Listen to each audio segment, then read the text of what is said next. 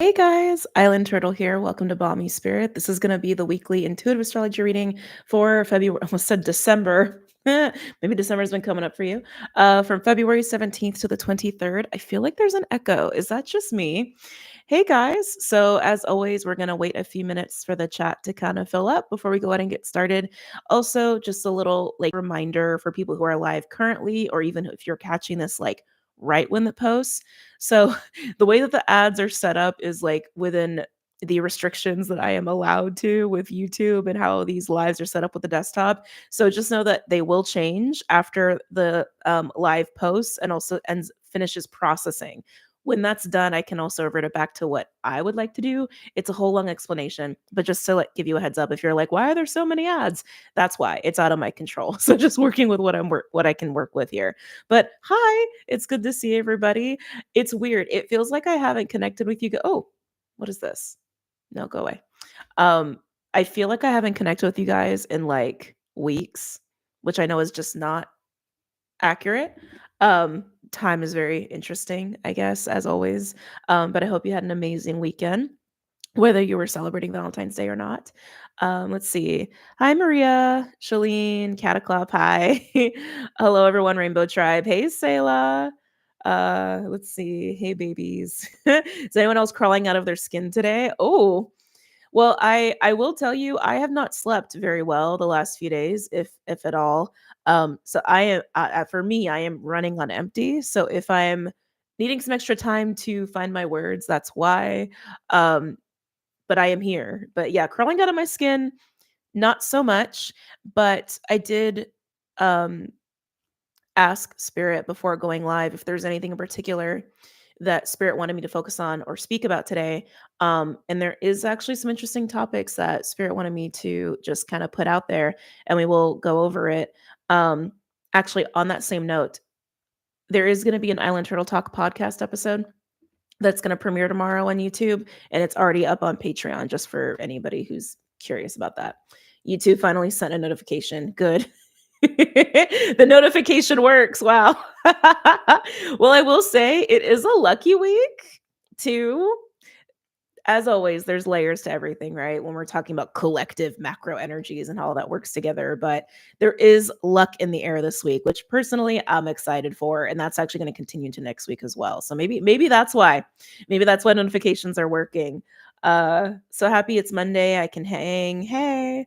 Today feels very motivating. Good. My Valentine's was tough with my girlfriends. Oh, I'm sorry. Well, hopefully, as time progresses and you're feeling the lucky, hopefully you're going to feel the lucky vibes this week. You can also just kind of put that in the rearview mirror. So great to be here with you. Hey people, how's everyone? It's a lucky week. We all need some. I think the entire world can benefit from some luck, right? Feeling renovated. Okay. That's a good word. My emotions got the best of me yesterday. Oh, Lou, it's okay. It's okay. It's interesting you say that because before I went live, I had a lot of emotion come up and I was like, whoa. I was like, wait a minute. I was like, am I going to be able to do the live? Because it really caught me off guard. It was literally just a few minutes before I hopped on here. Um, which I guess I could see that coming up for some people. But again, we're going to talk about it. So many creative opportunities coming through for me, and it's low key got me anxious. Anxious. I feel like anxiety sometimes is just another form of excitement, sometimes. Oh no, Valentine's Day ended rough, but got better. Okay. Okay. I like hearing that, Alejandra. That's good. Sending you love. This full moon in Leo has me dyeing my hair and getting tattoos. Fuck yeah. I talk about that in the podcast episode too. Just that kind of impact of this, sorry, itchy nose, of the full moon Leo with aesthetics. Sounds like fun. Okay. So let's go ahead and get into it a little bit. And again, if you're catching this after the fact, there are timestamps available. So let's get into some of what Spirit wanted me to touch on. I'm gonna do my best to speak about this because, even as they were, relaying the information to me, I'm like, oh, these are kind of some of the subject matter is relatively complex, and I'll do my best to speak on it. But the biggest thing, projection. Projection's an interesting word for this week. And like I said, there's good things, there's luck and all that stuff, and we will get to it. But I feel it's important to talk about these matters before even getting into any astrology stuff. Bubby, okay, I fed him. I made sure he was cozy and sleepy so he wouldn't be too distracting today. But I think he just gets excited when I'm going live because he can feel the energy and it just like gets him going. You gonna be chill today? It's like maybe, maybe not. Okay, we'll see. Anyway, so again, I'm gonna do my best to speak on this, okay? Projections, mastering our reality, intentional living, being intentional with how we're navigating our lives and our reality. These are the topics that are coming up. And when Spirit was giving that to me, I was like, oh, I see why. I do understand why, just because of some of the astrology that we have this week. We have Saturn sextile Uranus. Saturn's really active this week, actually. And it's creating a really nice window of finding order in the chaos. But also, Uranus is a catalytic energy, right? It does offer breakthroughs and kind of breaking the limitations and parameters of anything, right? Especially in terms of our own like beliefs with it being in Taurus. And I was kind of getting that too for some people, that finding order in the chaos might also be coinciding with internal chaos, like ordering your own internal chaos. For some people, that is also going to be a catalytic ripping, breaking of limitations that enable illusions. Okay. Hence, giving us the ability to master through Saturn, master our reality, master our lives, ourselves, order in the chaos, right? But with that, there's also this understanding of projections. And actually, I am working on the tarot course. And this is something that I do talk about a little bit in the beginning because it does actually relay very directly to how we use divination tools, or at least the viewpoint of divination tools. And I don't want to get into it too much here because I don't want to distract from the main topic of this week. But when we hear the word projection, I think a lot of times we think of it as like someone's projecting their shit onto another person. Right? I think that's our go-to when we hear like projections, where we're taking something within our own consciousness or belief system and we're just like slapping it onto something outside of ourselves and saying that's the thing. And there can be illusions in that, obviously. And that is partly true. But also, I think another way of looking at projections, especially in terms of how we like master and create our reality, is to understand that so much macro stuff here. That's why I'm like, oh, maybe be careful with my words here. Within all of us is creator consciousness, right? Within all of us. And we're all connected and we're all one. And so when we're walking around our reality, for people who ascribe to this, and you may not resonate with this is just my lens of how to describe this or explain this concept. Okay. So as we are walking around this reality, whether you believe it's a simulation or not, and in a way, I think we all kind of feel that simulation feeling about reality, right? That yes, our beliefs, our core beliefs, and the parameters and limitations on that belief help to kind of shape the experiences we can have in our physical reality, and even on a frequency level, right? Like where we're at vibrationally, our reality is going to match that. Our reality is going to give us situations, people, conversations, etc., that match us vibrationally, right? It is kind of like a magnet thing, and that is also where projection comes into play, because we are constantly projecting out into our reality to create our reality and receive our reality. If you don't like, if that's like too like, what are you talking about? That's okay. Maybe that part's not for you, and that's okay. But even in terms of divination, there is also a role of projection and how you interpret your divination yourself. Okay. Um, because you are always creating your reality through your own projection. Now, I think this week for some people, there's going to be an interesting understanding of this, maybe even an interesting understanding of an evolution of this. And through that, you may start to expand in your beliefs, expand the fishbowl of your reality, so to speak, the parameters of your reality, so to speak, because Uranus is shaking things up. And I do think that is going to come with some stripping of illusions in terms of our own belief systems. And belief systems can encompass so many things, right? It can be like things we believe about ourselves, things we believe about life, things we believe about religion and spirituality or society. It could even be like, I don't know, believing in like coffee's bad for you. Right? It could be like really, really minor things. Belief is incredibly powerful. And I think we all know that, but that's something that wanted to be brought up this week, that you may start to experience a different way of ordering your own chaos because you are, in a way, embracing the chaos that is also the possibilities of your own beliefs, right? And how that in turn you can use that, you can harness that to intentionally shift your reality around you. That is very magician-esque, it's very shaman-esque, but it is also this full embodiment and awareness of our own creator energy and the power of belief, right? So I know these are kind of big words. I know these are kind of big concepts. And again, if it's going over your head, that's okay. It's posted here if you ever want to come back to it, right? Kind of the amazing thing about the internet, I guess. Um, yeah. And so as we move into this week, let's talk a little bit about some of the astrology. This is more astrology overview because what I just spoke on is what spirit wanted me to speak on, but just time stamping this. So in terms of the astrology this week, I don't want to get like too bogged down the details here. But like I mentioned, Saturn is very active and Saturn is sextile Uranus amongst other things. We do have a grand water trine that we're still working with, which is amazing and beautiful. We also have Venus sextile Jupiter, which is amazing and beautiful. And we still have, and the sun is very active too, mostly with like asteroids and dwarf planets, and we'll get into that. But the three like main takeaways words.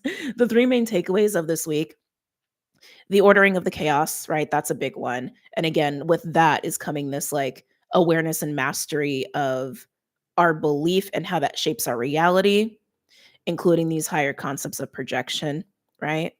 Um, and stripping away illusions to allow us to create our reality in a way where there's more possibility and potential. Okay. It keeps bugging the video. Wait. Hold on a second. I've had big moments in opposing beliefs. If the video is glitching out for you, just refresh it or go out and come back in. I don't know if everyone's having that problem. You know how now technology is. It does that from time to time. But coming back. So yes, the main takeaways, what I had already just mentioned, right? About intentionally mastering our reality with expanding our parameters and limitations of our own belief. And with that will definitely come an awareness and a stripping and a releasing. Release is a big word here. They are using the word release a lot, even as I'm trying to talk about it.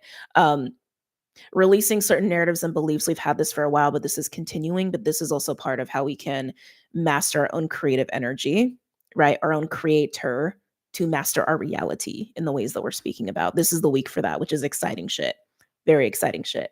Now, within that, we do have a grand water trine where Saturn and Pisces, Mars and Cancer, and actually Vesta and Scorpio are all working together very nicely. And that's a really nice combination. We've had this energy for a while, particularly with Saturn and Mars and Cancer and Pisces. So the way this grand water trine is working, it's just helping to support us to further commit ourselves to our heart's true desires, to our own compasses, to being soul led into certain situations, or to, again, create a reality in a certain way. But this is also coming with continued release, continued detaching, continued letting go of limitations, of toxic narratives, of beliefs that don't really fit us anymore, allowing us to evolve, allowing us to shift, also allowing ourselves to not like relive the past too much. And I mentioned the past here because Cancer actually does rule the past, while Pisces is definitely much more about being in the present to allow for the unknown of the future, right? So there's a lot of like time kind of themes going on as well. I also look at Uranus as a bit of a time agent, just kind of throwing that in there. But as far as the grand water trine is concerned, that is a really nice support to have. And there's confidence with that.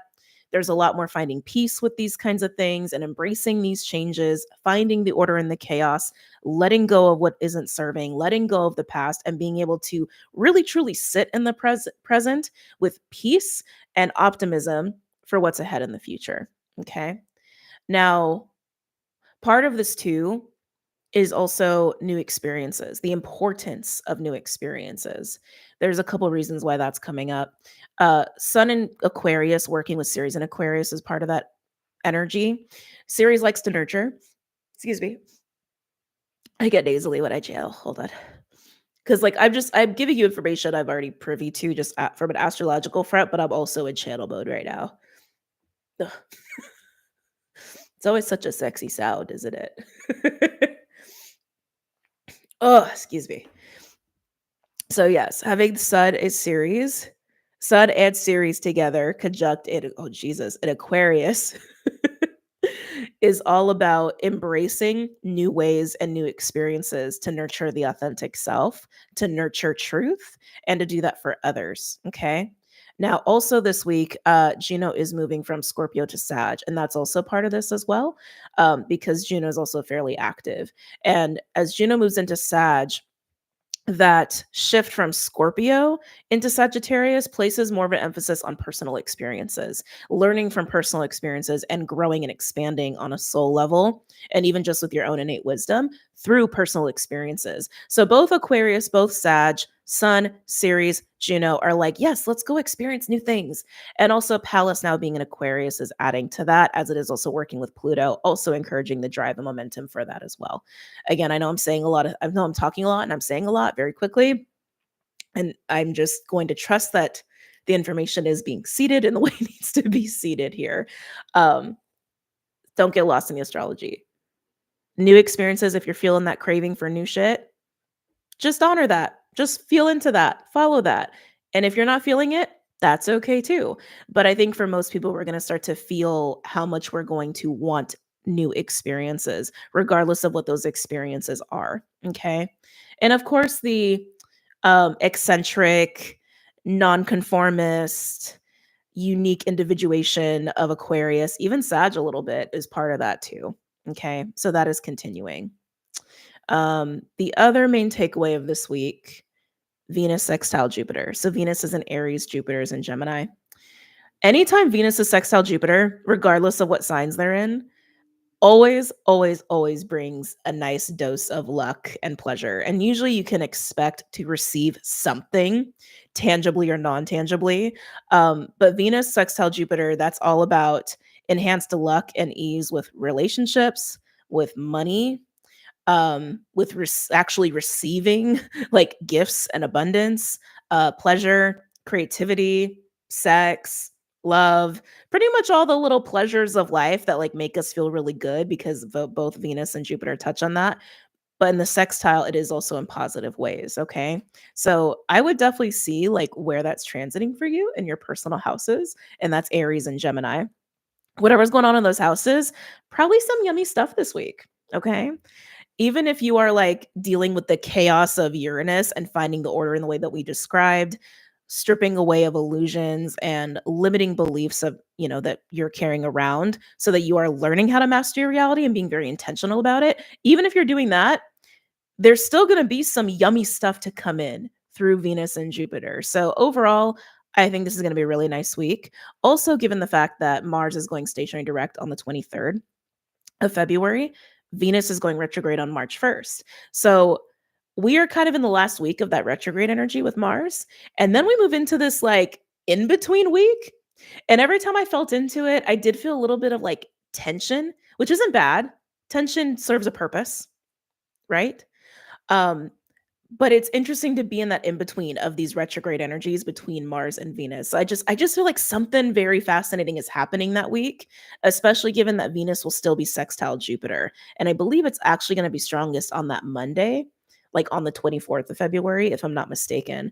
So these next couple weeks, I want to say we're actually having a lot more ease with overcoming major longstanding challenges to our own limiting beliefs, allowing us to create our reality a little bit easier and be more masterful about that.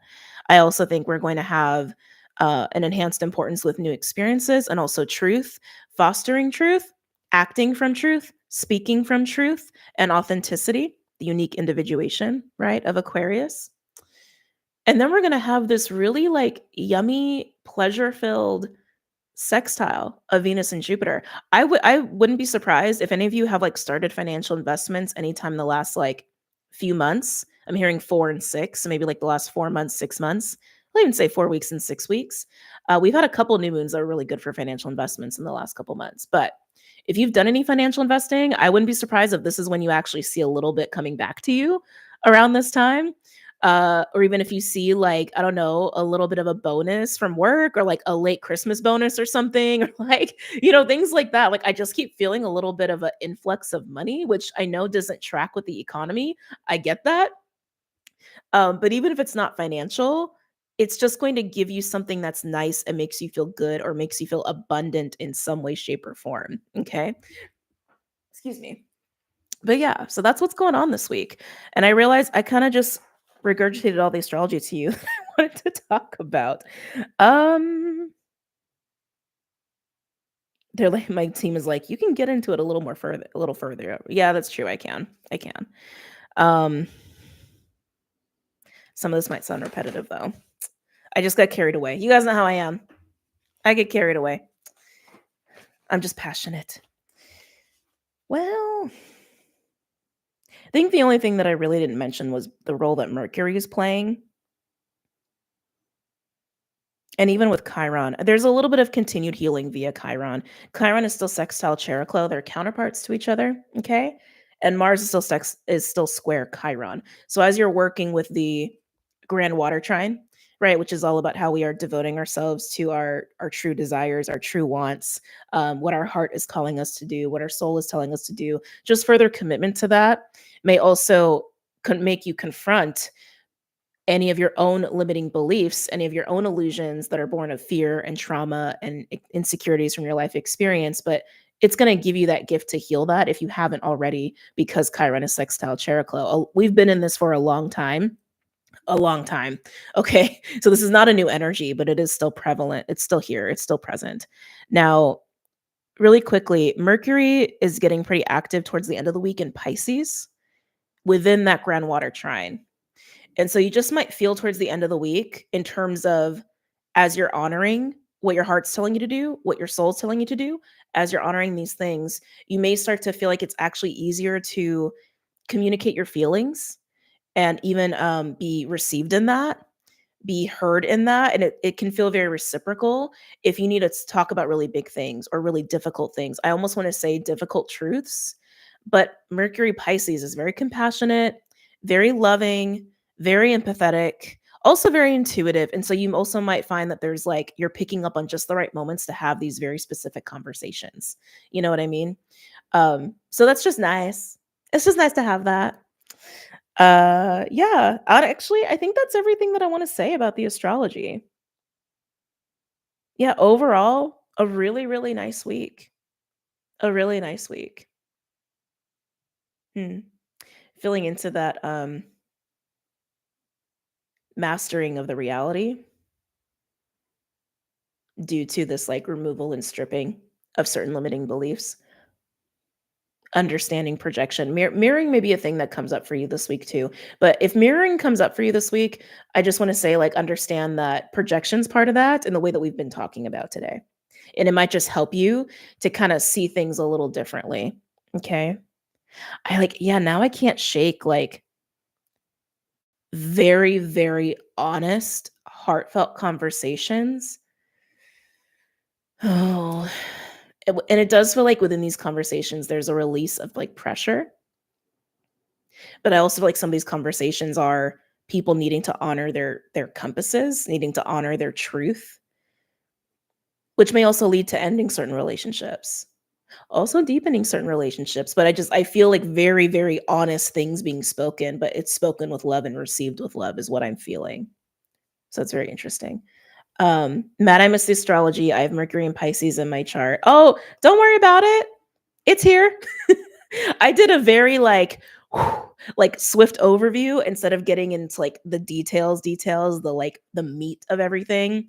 I like getting into the details, but I also understand how it can be what's what I'm looking for. How it can almost like take away from the overall like messages and descriptions and explanations of the actual energy, you know?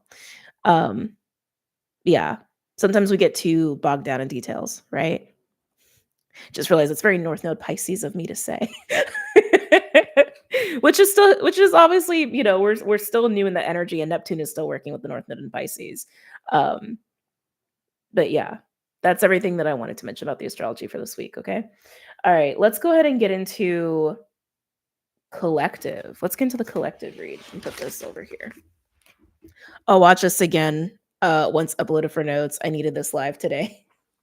Yeah, and like I said, like if anything feels like it's too much information, you can always come back, take notes, slow it down. I know that I innately have a fast way of speaking for the most part. I mean, depends on the day. Right? Depends on the day, depends if Mercury's retrograde or not. But I do have a habit of speaking relatively fast, and it's just kind of how I've always been. Especially when I'm in channel mode and I'm just like, but it is here whenever you need to come back to it. Okay. All right. So for the collective, I've really been enjoying using my star codes, Astro Oracle. Do I have it out here? Hold on a second.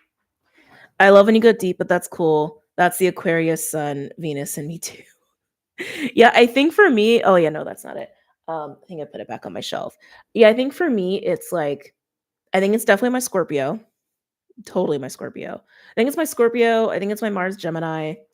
Um, Even my Cappy, because it's like my Cappy is very much like go full in, go full throttle, right? And Scorpio and Cappy work really well together in that way. So they kind of like amplify each other a little bit there. Yeah, I want to use the Star Codes Astro Oracle, and it's not out here, so let me just grab it really quickly, okay?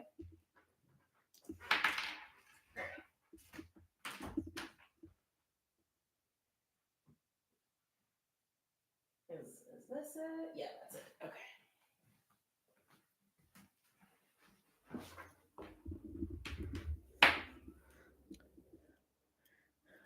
Let's see. Love the details about astrology, though. LOL, just tough sometimes. It is. It is. Everything that I relate to you in the way that I just did includes dwarf planets and asteroids as far as just the energy is concerned. So also know that everything that I'm telling you is not just rooted in like the main players of like Mars, Jupiter, Saturn, the main planets, if you will. Um, yeah, I want to keep things simple sometimes, and I think that works best overall for the most part. As a Scorpio rising, Cappy Moon, Gemini Mars, yes. Yes.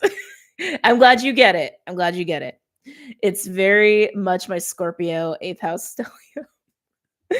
Also, I realized too, I don't have like a lot of Virgo planets. Actually, I don't think I have any Virgo planets. Hold on. Now I'm like, let me pull up my chart.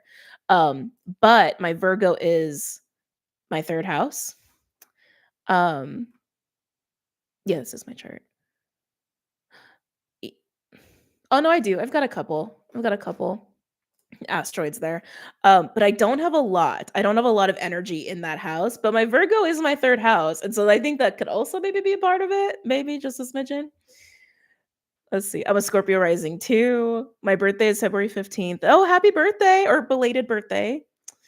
I have no earth except Saturn and Taurus, all fire and air. Wow. Yeah, I have very little fire too. My Jupiter is Leo, and that's about it. Oh no, that's not true. That's not true. My Juno and my Lilith are Sag, and they're like right on top of each other. That's true. That's true. Got no Aries though. Um, Ascendant Aries, Mercury, Scorpio 7th, and Chiron Virgo 7th. Virgo's my North Node. Ooh, so you're going through your reverse nodal return right now. The only fire in my house in my chart that are in houses. Yeah. Yeah. All right. So let's go ahead and get into the collective spread here. Okay. Before I even get into the collective here, well, yeah, they said start the timestamp. Okay. Something that they just told me or relayed to me about this week. There's gonna be moments. Okay, sorry, so much to say. I think there is gonna be a nice balance this week of business being about business, practical matters, getting things done, and pleasure. The balance feels very much there. And like, with having Saturn sextile Uranus, if there have been any major long-standing challenges, okay, in terms of achieving that balance or even getting things dialed in on the business end of life. And again, when I say business end of life, I'm talking like responsibilities. Okay. Responsibilities, getting shit done, actual work, money matters, maintaining life, sustainer, right? We've been talking about the sustainer and the creator archetype quite a bit the last couple weeks, especially over on Patreon. And this is what I'm speaking to this week. It's continuing. Okay.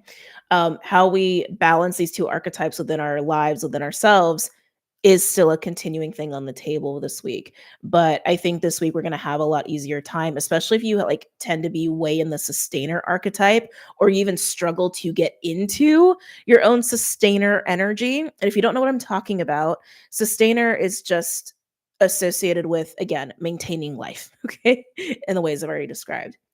Um, Saturn sextile Uranus is going to help with that tremendously.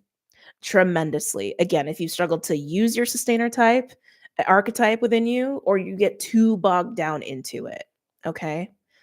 Because Uranus is going to shake a lot of things up in terms of what we place importance on, what we want to prioritize, and what we even believe in and what we value. And so if you overly value the sustainer energy within you, or you don't value it enough, that's going to get shaken up. Okay. Balance. It's all about balance. And of course, Jupiter sextile Venus is just going to help a lot with that creator archetype as well. Okay. But yeah, they're bringing that up. Like, yeah, being about business, like standing on business. Yeah, standing on business. I feel like that terminology, I want to say that's for people who really have not found their flow within their own sustainer energy. You're going to be able to stand on business this week. There's something in terms of the emotional body there too. What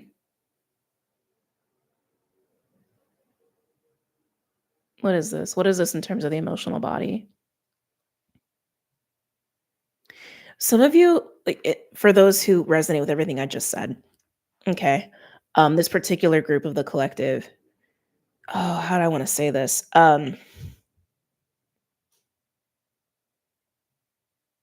To stand on business, I actually feel like some of you guys may actually talk to your body. That's interesting. Some of you may have a day or a moment where like you're aware of why you struggle with your own sustainer energy and that it's something tied to emotional disease in your body. There. Like, how do I say this shit? I do feel the solar with that, but so much about the throat. Because like I have my hand on my chest, but I'm like, I feel the solar plexus with this, but I'm seeing the throat. So it's interesting too how information just comes through me. My hands on my heart, but I feel the solar, but I see the throat. Okay. For those who need to hear that. Um, yeah, I'm getting like a commanding voice. A very commanding voice. Some of you may start to move into that, shift into that. And I'm hearing a clear voice as well. A clear and commanding voice. And it's not that it's devoid of love. It's not that it's aggressive, right? That's more like distorted sustainer energy or even the distorted masculine energy. It's not about that. And remember, Mercury moving into Pisces this week is going to help to bring in more of that like loving tone and loving energy within how we communicate. Um, but yeah, I am getting that for those who are going to be learning how to stand on business this week. It seems like a key part of it is having that clear and commanding voice, but it is with love and it is with intention. It's just clear. And it's not overly thought out either. It's a very present, clear, and commanding voice.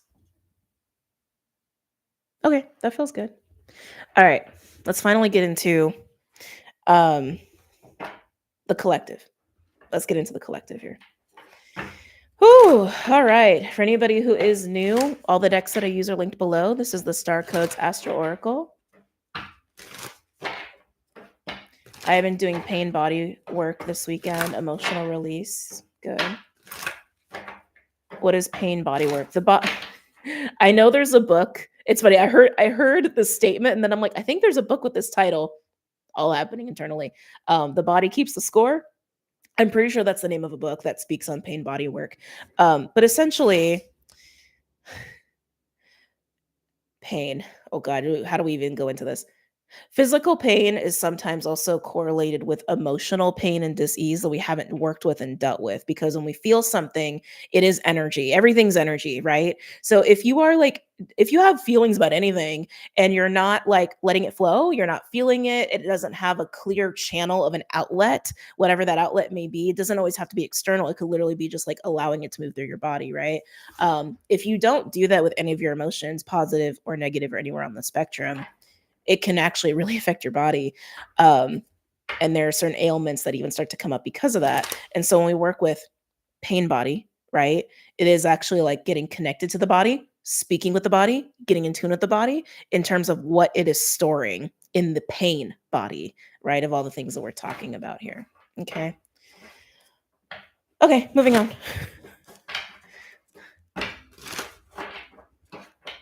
Any messages or insights for the collective?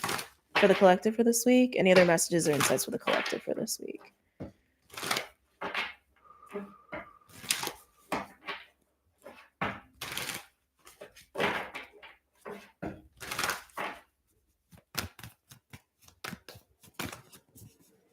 Any messages or insights for the collective? For they're highlighting Libra.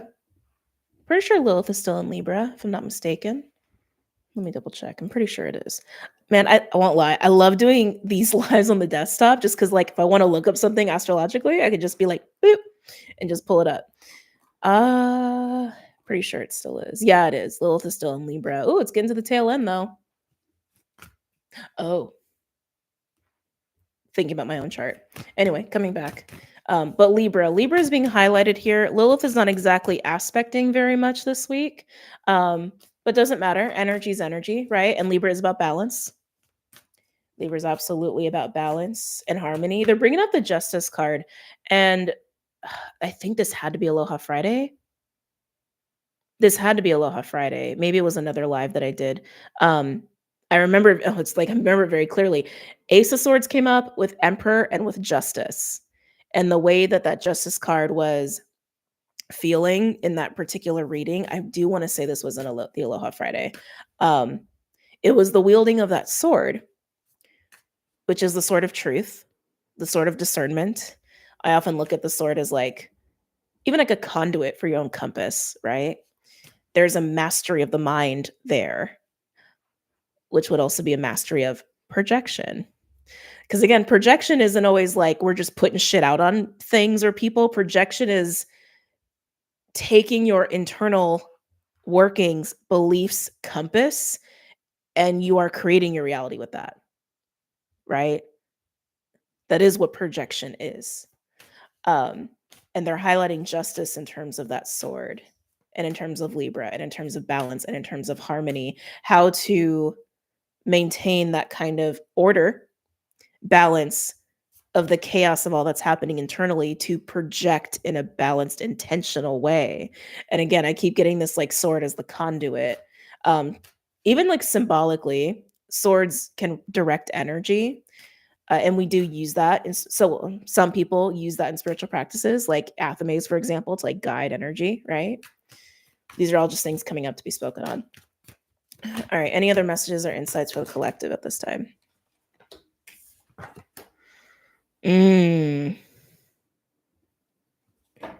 Interesting. We have solar calm with clarify. And don't mind my nails. I actually got contacts recently, and because it's been a long time since I've had contacts, and I've been out of practice getting them out of my eyes with nails on.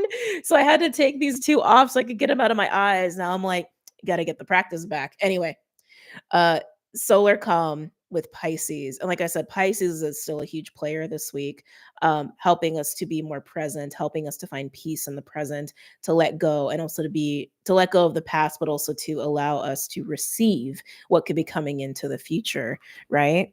And I keep hearing the word conduit now, which is interesting. This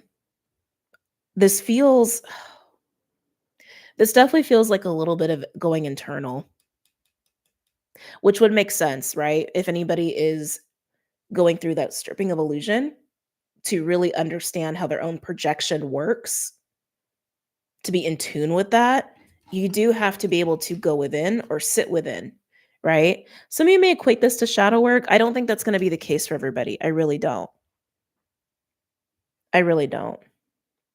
It feels like going in within to master your own ability of projection is what this feels like. What deck is this? Oh, Star Codes Astro Oracle. Looks like this. It's linked below. It's linked below. Can I get another one, please? For the collective? Can I get another one for the collective?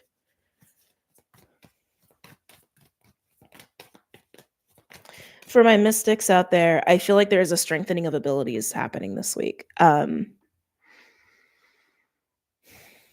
It's given me a lot of quiet meditation. But within that quiet meditation, there's a lot of noise. And sometimes too, with our own ability of projecting, again, this is like the internal all of you-ness of your beliefs and your narratives and the mind and how you project out into reality, creating your reality. That's what we're saying with projection. In the quiet is when we can really start to really hear what's going on within us, feel what's really going on within us, and then we can understand how that is actually shaping our reality. And I'm feeling that a little bit here too, of in the quiet, you start to really hear all the noise, that's chaos that's happening internally. For those where that applies, it's not for everybody. Some of you guys have done this, you're past this. Okay. Some of you guys have been putting this off.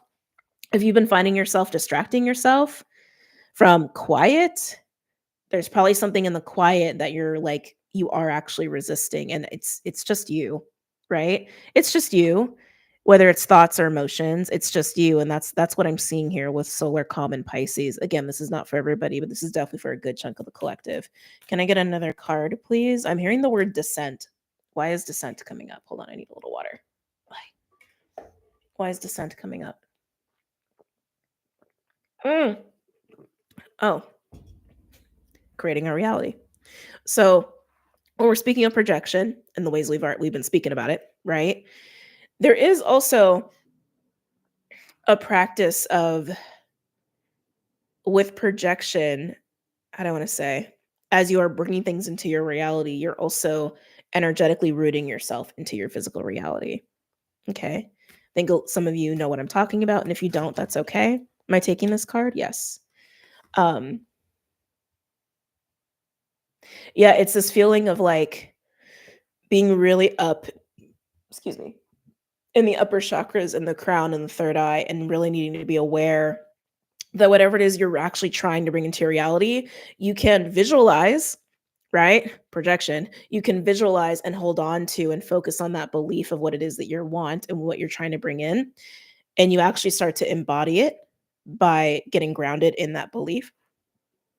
You can think of it as just centering and grounding practices, and I've said this before, right? We don't fully know something or believe something until we know and believe it, right? A full embodiment of it. Interesting. And of course, Saturn comes out with structure. Saturn is about that. This is why Saturn being sextile Uranus is so powerful and amazing this week. Sorry, they're talking about the astrology here. Saturn sextile Pisces does not happen very often because Saturn sextile Uranus doesn't happen very often because Uranus moves very slowly. As we know, it's a generational planet, and Saturn moves signs every like 18 months-ish, give or take 12 to 18 months, depending on the sign. So for that to be in alignment, Saturn has to be in a very specific element that would create a sextile with wherever Uranus is at. And again, Uranus moves very slowly. So yeah, it doesn't happen very often. I'm sure there's an exact number out there for how often it happens, but I don't know it off the top of my head. But anyway, this is why Saturn sextile Uranus this week is so magical and so powerful. Because while Uranus, yes, is shaking us up, getting us out of the limitations of our own projections and how we're creating our reality and how we are embodying these changes, Saturn's here to facilitate that embodiment. That's what Saturn's about. Saturn's about discipline, dedication, growth, work in all the ways of work, right? Saturn does help us to deal with the physical reality, but also bring things down into the physical reality as well. Saturn does help us with that. And the fact that Saturn's here with Pisces is also not shocking because that's literally where Saturn is at. Um, so again, big concepts this week. Big concepts this week. So I do recommend, if it resonates with you or you're feeling like it would benefit you to have a little bit of quiet time to get a little introspective, I would say the first half of the week is probably best for that. The last half of the week with Venus sextile Jupiter and Mercury being so active with that grand water trine, I would say the last half of the week is definitely more beneficial to be social and more beneficial to be like physically active outside doing shit. But if you need to like have quiet, you need to feel into yourself, you need to feel into your beliefs, how you're projecting out, how grounded centered you are, whatever it is that you are wanting to focus on to bring down into your physical reality to fully embody it yourself. The first half of the week is definitely for that. Okay. Um they're bringing up the stripping of illusions again. I'm feeling that with Saturn Pisces, which Saturn Pisces does do that. Saturn Pisces is equivalent to the Eight of Cups in tarot, right? So things that we leave behind emotionally, memories, attachments, tethers, cords, things of that nature. Um, including illusions, right? Because we're making space for things that we are more aligned to now out of all of the experiences we have. We grow, we change, we evolve, and we need to make space for the new. So Saturn Pisces is absolutely how can we be disciplined, right? With our own soul, with our own belief, right? Even our own faith. And that does require Saturn to come in and also say, hey, I want to restrict some things here. Let's get rid of the fluff. Let's get rid of the weeds, if you will. Saturn's a very destructive planet as well, and it can break down a sign that it's in or restrict a sign that it's in for the purpose of evolution and growth. Okay. Um, but that's also what they're highlighting the stripping of illusions here with Saturn and Pisces. Stripping of the veil even is actually coming through. So I'm getting brought back to more of my mystics who may be feeling an enhancement of your own gifts at this time. The veil I think is going to be relatively thin if it hasn't been if you haven't been perceiving that already. It usually gets thin around certain like portals like sunrise, sunset, full moons, new moons, um, equinoxes, solstices, etc. Right? There's certain times of the year and times of day where the veil is thinner. Um, but I am getting that here. Like for some people, you may feel like your veil is even thinner. Um, stripping the veil. Stripping the veil. Hold on, let me sit with that for a minute. I feel like there's a bigger message there. Stripping the veil.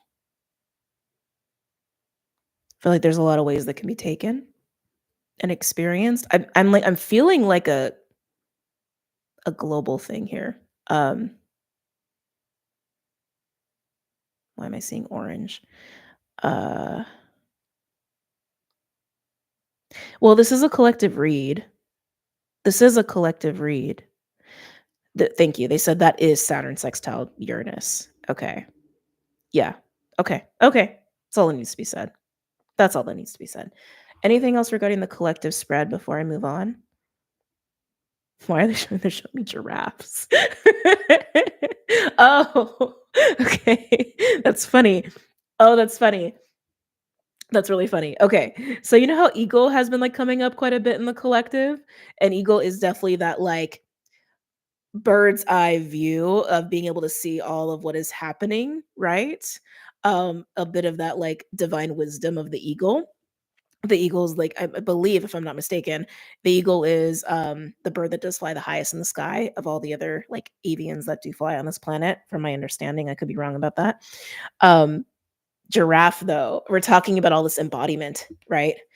This awareness of how we project, this awareness of beliefs in that projection.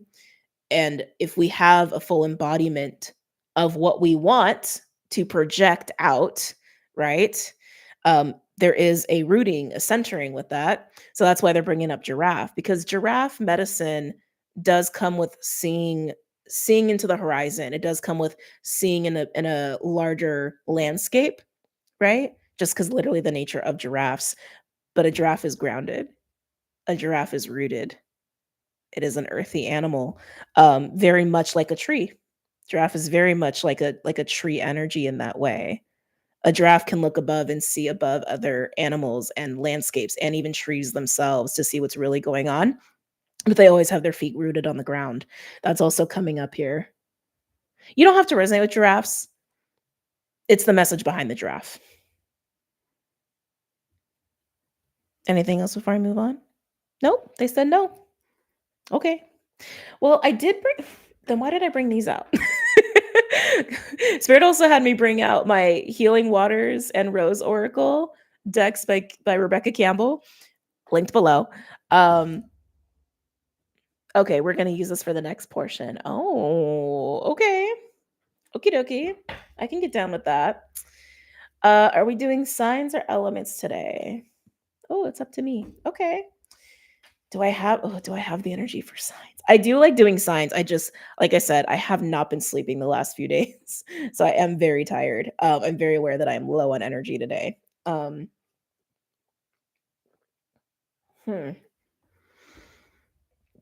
I do want to do signs though. I do. I do want to do signs. I do. All right. All right. So let me pick out the decks here that we're going to be using today. Definitely Healing Waters and Rose Oracle. That's going to be interesting how that works out. I almost feel like I need to pick like either or. That's feeling very either or. Get some tarot decks out here. I'm just preparing. If you need to get a drink or you need a little break, take it. Might take a couple minutes before we're back. Before we're back, you know. Oh. Yeah, that could be interesting. All right. I don't want these to be super long though. Where's my Rider Waite?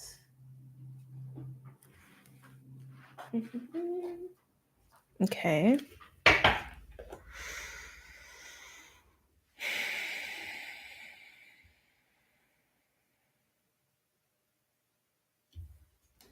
Okay, fine.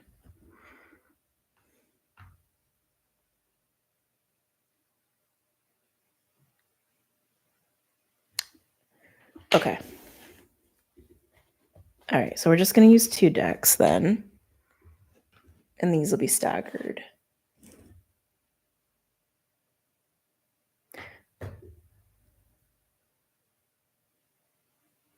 Okay. All right. Sorry, talking to them. Let's see. Oh my God, I just arrived. Missed the notification. Oh, that's okay. That's okay. It happens. It happens. I'm still just preparing to get into the signs here with the limited space on my table. All right. I'm going to do Healing Waters.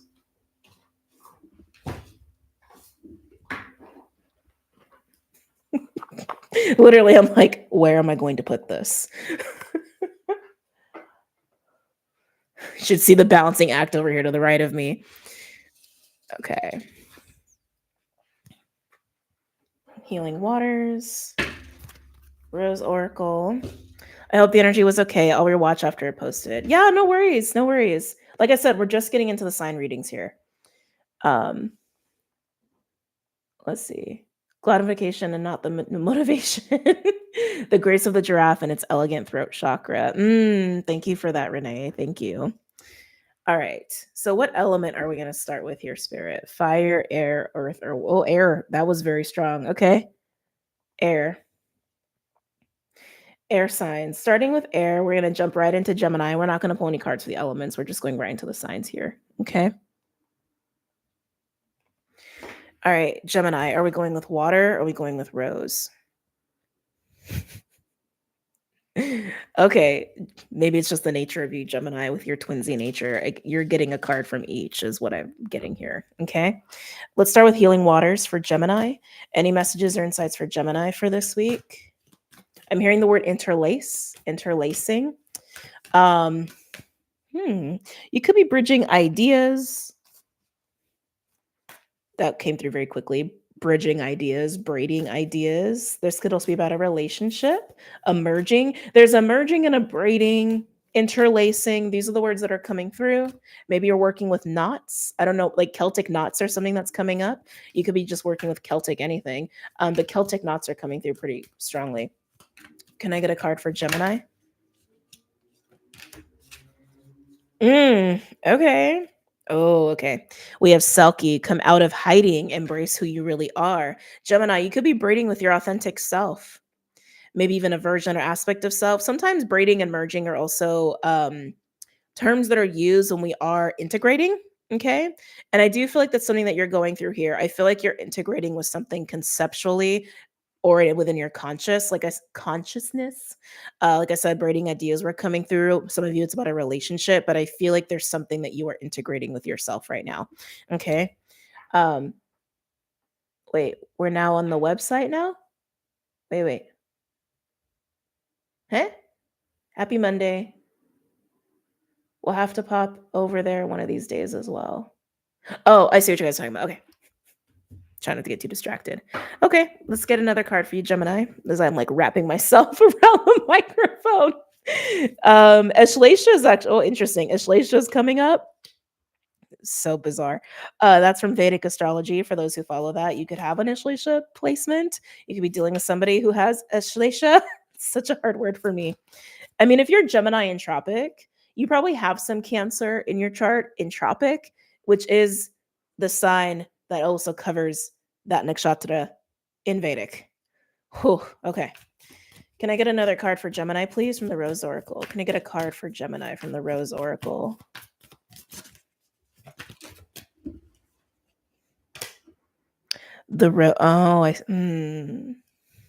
Gemini.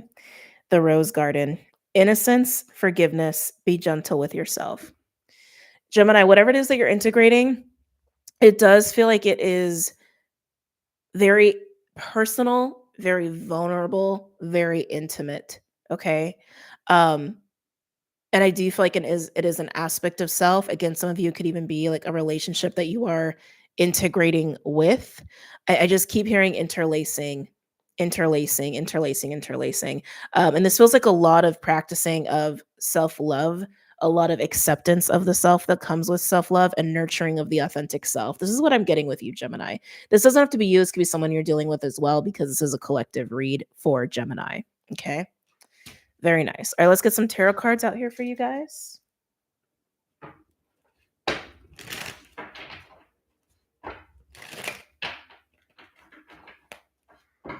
Gemini, you guys also tend to have very powerful voices. There is something about the voice that's coming through as well. You could be getting an upgrade as far as how you express yourself, or something about the way you speak could be changing. Keep in mind, we do have Mercury retrograde coming up too. We do. Oh, excuse me. On the 15th of March. Wait. 1, 2, 3. Oh. Hold on a second. Let me check about the pre-shadow. The pre-shadow might be starting next week. Let me just check this really quickly. It's going to bother me.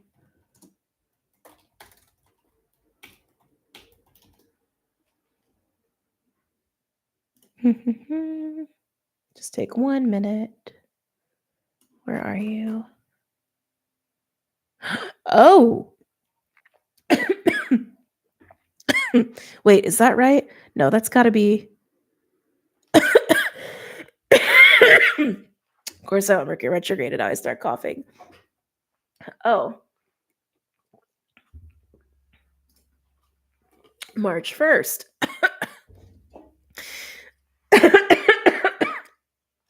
Okay. Of course, we're talking about Mercury in your sign, Gemini. Well, we're dealing with your side. Oh, bad.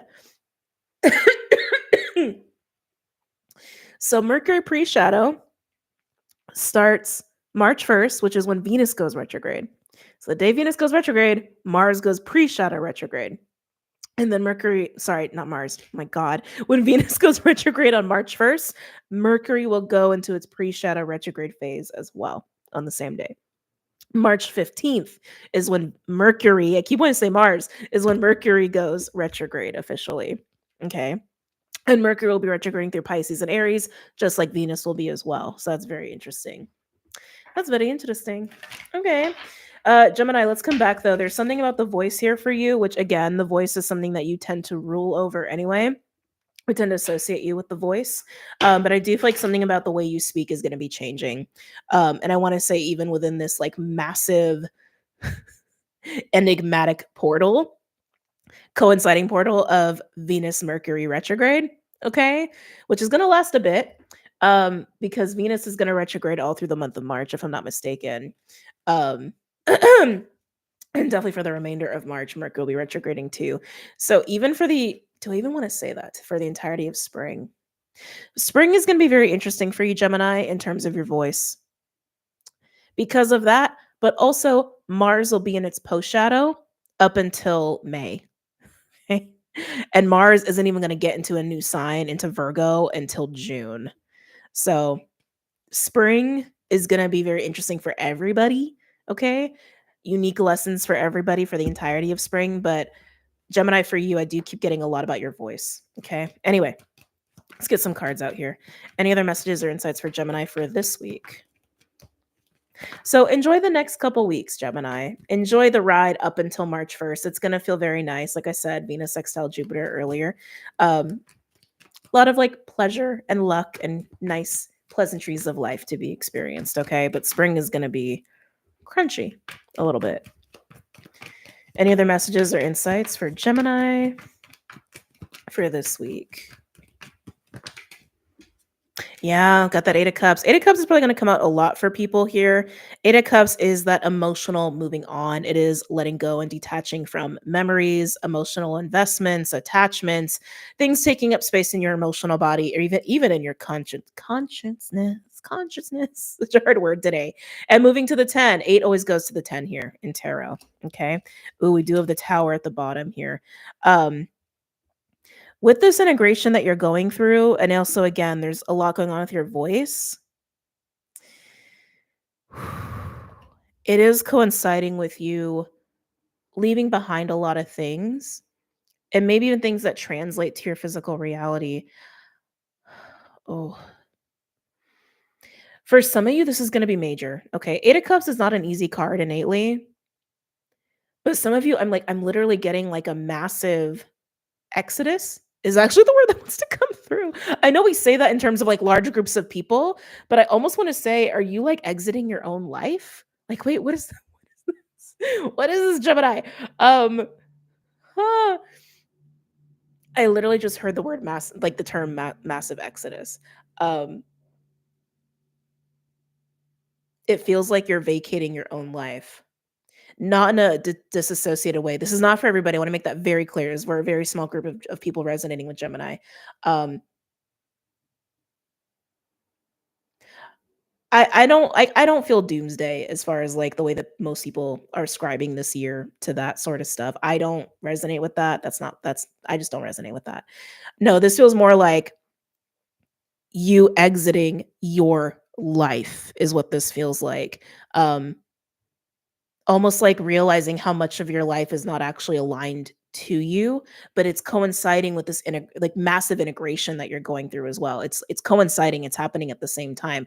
Like the deeper you get into this integration, the further away from the life as you know it for yourself that you created is leaving, because as you're this is so interesting, makes sense of everything we're talking about, because as you're having this massive integration, it's also shifting what you're projecting out into the reality, what you're working with within yourself to create your reality. You see what I'm saying? So that's what I'm getting.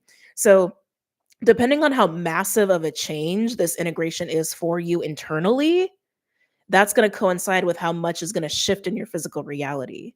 Okay. Okay. And again, Tower at the bottom. Let's keep going. Not even done with Gemini yet.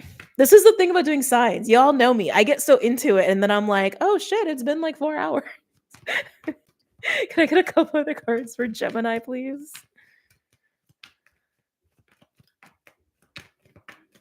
Some of you may perceive this as a major timeline jump. Quantum jump is also what I'm hearing too.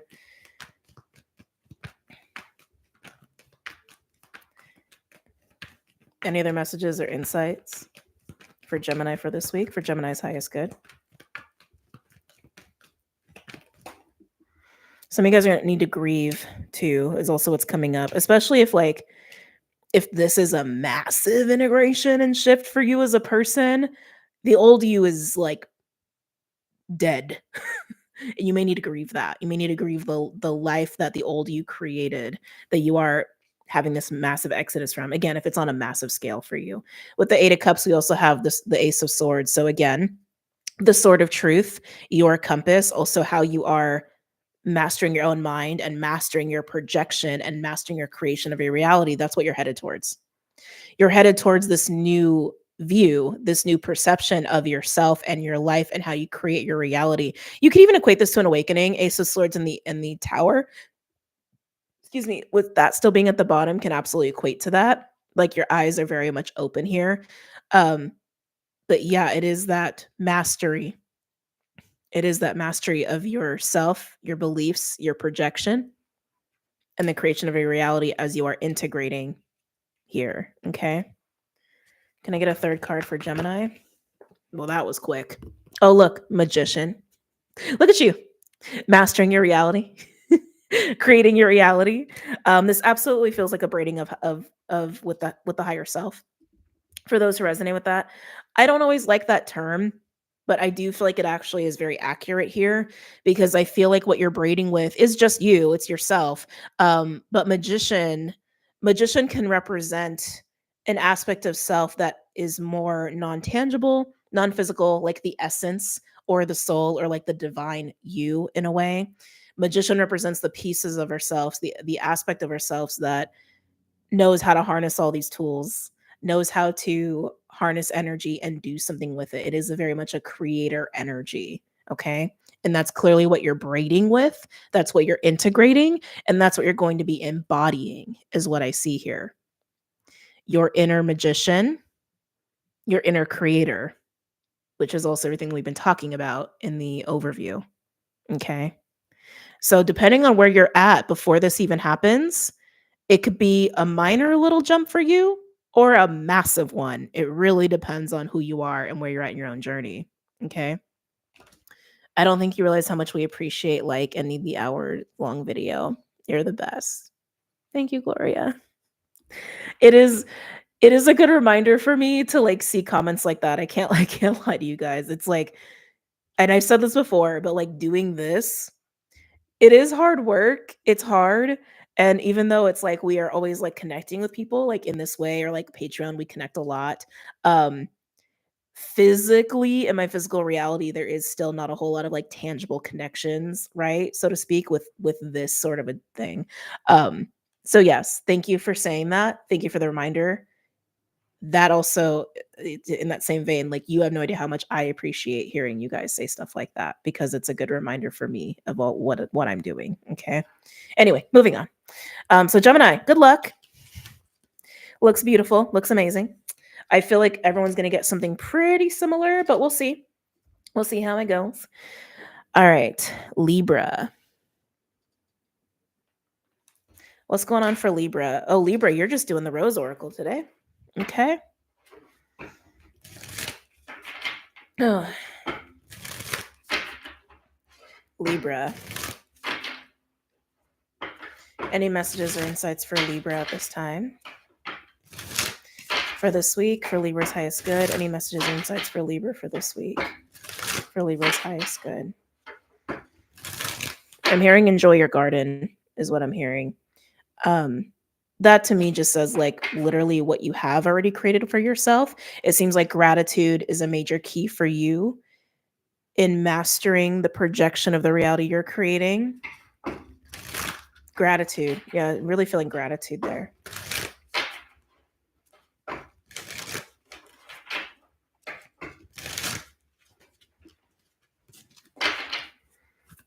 Can I get a card for Libra for this week? I'm trying not to shake the microphone so much.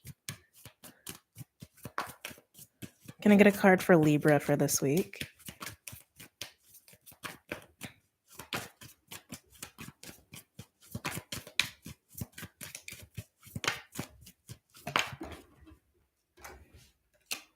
Healing is happening. Oh, you're not broken. Trust the process. It's safe to soften. Again, gratitude, I think, is going to be a huge part of this for you. God, that's like such a well, you're not broken as the first little mini description going on there. And yes, you could absolutely be going through a healing process at this time. It feels like the first half of the week for most people is a bit of an internal, introspective, um, sorting, feeling, experiencing the self, and calibrating that, right? And so healing could absolutely come with that. But yeah, the first half of the week feels very internal for most people. But yeah, you're not broken. Trust the process. It's safe to soften. There's something else coming in here, Libra, of in terms of that same vein of trust, right? This is why maintaining gratitude is so important. Because I am feeling with you, Libra. There may be some sense of disappointment. Um, and I'm hearing a couple so many things coming in here. Now I just heard misplaced, like almost misplaced disappointment. You may feel like what you have been trying to create in your reality, maybe you've also been actively manifesting something, but it just comes down to what you want, right? It's coming down to what you've wanted for yourself. You may feel like it's not like you're not getting what you thought you would or not getting what you expected, like hence misplaced disappointment. Some of you, maybe it's just not even happening. Like I keep getting this like like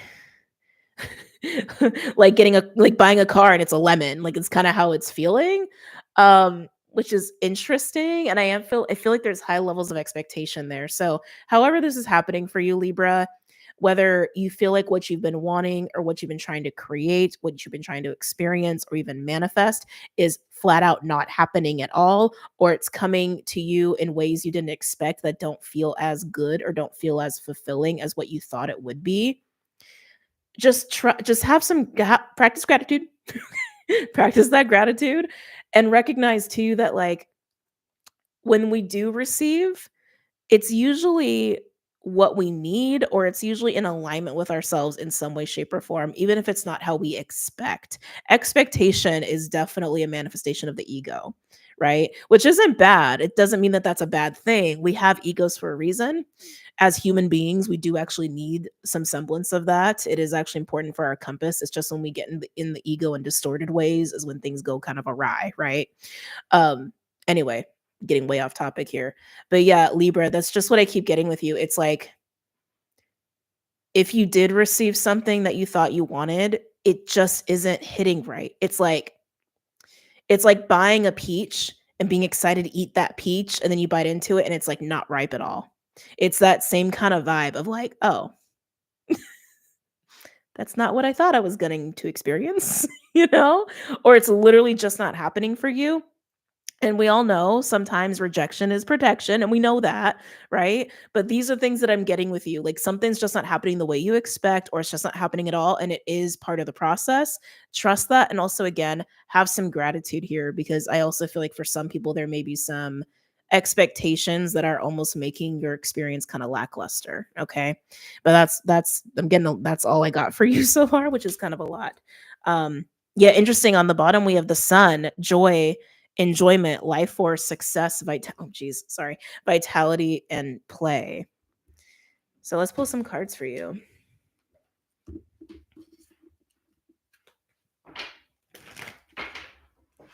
Did you do Cap already? No, we just got started. Air is the first element to be up, so relatively just got started. Libra. Any other messages or insights for Libra for this week? For Libra's highest good.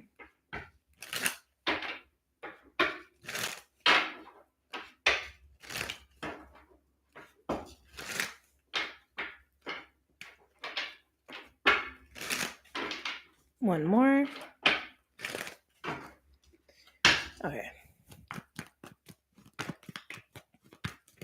Any messages or insights for Libra, for Libra's highest good pertaining to this spread? They're bringing up enjoy your garden again.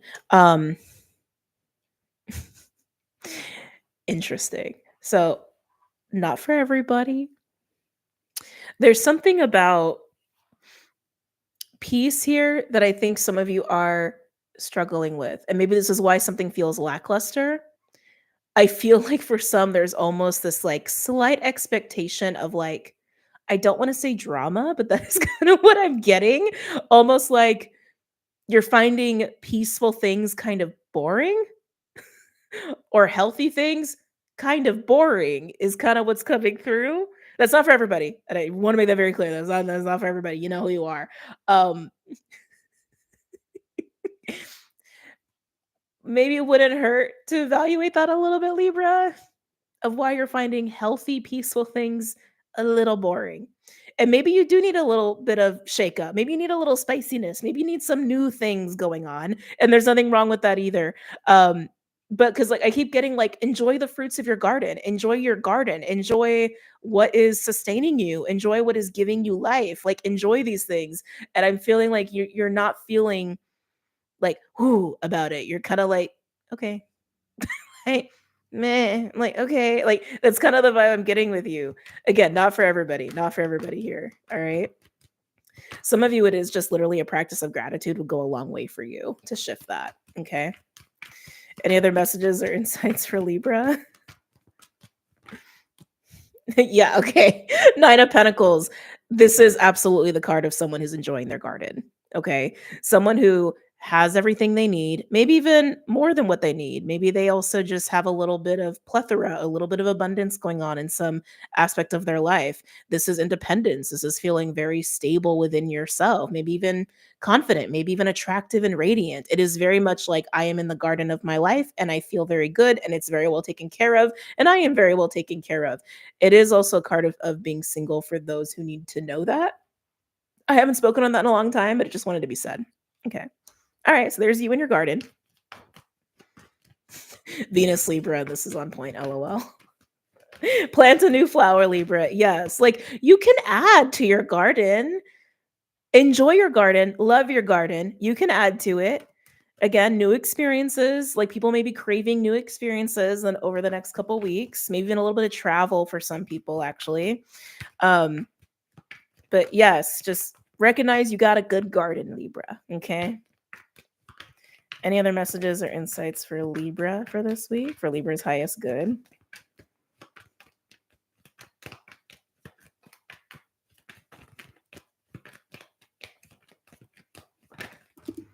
Oh my god. Yeah, Libra, you got a good life this week. I mean, Venus sextile Jupiter. I mean, granted, Venus is in Aries, which is actually your counterpart. So if you're a Libra rising, there may be some stuff relationship wise going on for you. But yeah, I like Libra. Look at this. Your garden is solid, okay? Nine of Pentacles and the Four of Wands. Like I feel like this is really highlighting all of the really good things in your life that you have to be grateful for. Like I'm literally getting you are taken care of. And I think you know you're taken care of, whether it is just by yourself or by spirit or maybe even have other people. But Nine of Pentacles is very independent and very solo. So this is telling me just within yourself and between you and spirit, you and creator, you and God, goddess, whatever term you want to use, you are very solid and well taken care of. And you absolutely know that. You absolutely know that. Could somebody be getting into a relationship? Potentially, just because, like I said, even just with the astrology, if you're a Libra rising in particular, Venus is going through your seventh house. Okay. And if that's the case, actually, let me think about that. If that's the case, Venus is transiting your seventh house and Jupiter's transiting your ninth house, which is personal expansion and growth and travel and higher wisdom. Mm. Even if it's not a romantic relationship, you're learning and growing a lot via relationships at this time, Libra. Anyway, let's come back. The Four Wands for me is also a portal or doorway to abundance and stability. So already you're kind of good on your own and you're getting more. And you are getting more this week. And it feels really, really good. And like I said, a little gratitude I think is going to go a long way and may even bring this awareness in and this feeling in even faster. Okay. But I feel like you're being presented with something this week, like an opportunity. I do feel that way, whether it is some sort of commitment or just more abundance, more money, more resources, um, a healthier garden, so to speak. You are getting something this week. I can feel it. Something's coming to you. Can I get one other card for Libra, please?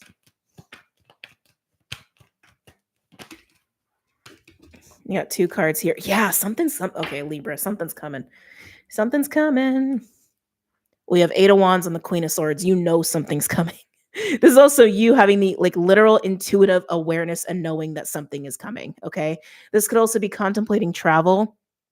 There's some communication in here, but I'm feeling a lot more like physical movement with you, and expansion. Some of you guys, this is literally getting downloads, but I feel like you're actually contemplating movements. You're contemplating movements. So, yes, enjoy your garden and have the gratitude for what you have. But I feel like you're getting very aware of how you can even expand your garden even more, grow your garden even more, widen your garden even more, maybe even get a second garden. This is all metaphorical. Okay. With the Eight of Wands and the Four of Wands, there's a second Four of Wands energy.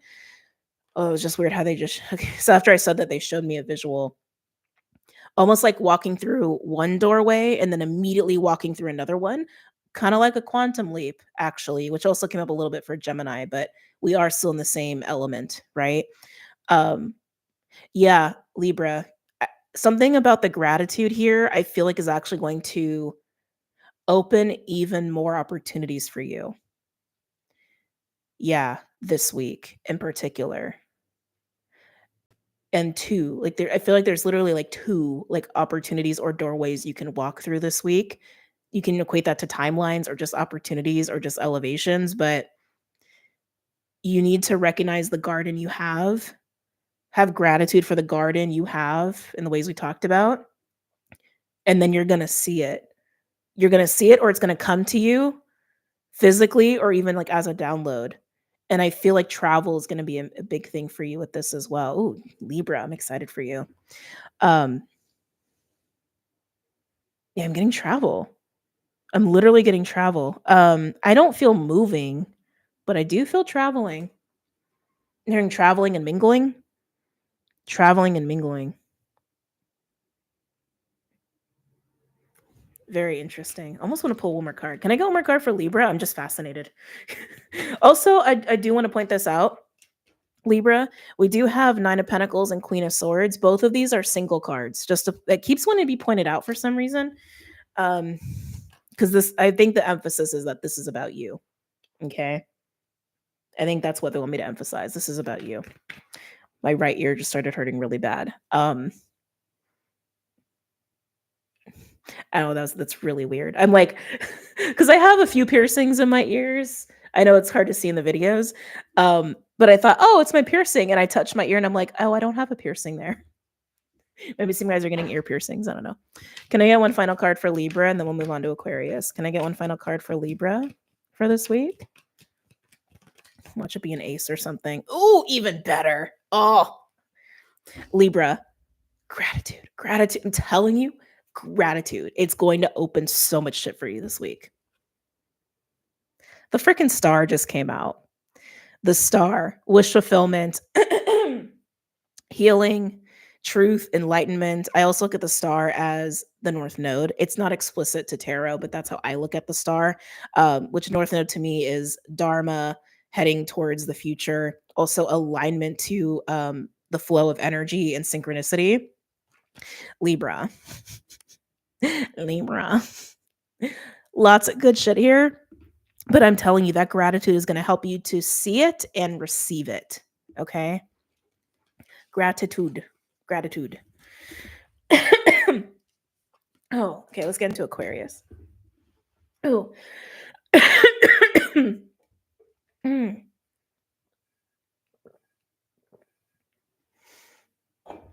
Oh, excuse me. All right. Aquarius. Are we getting rose or are we getting water? Water. I'm playing the water deck for you.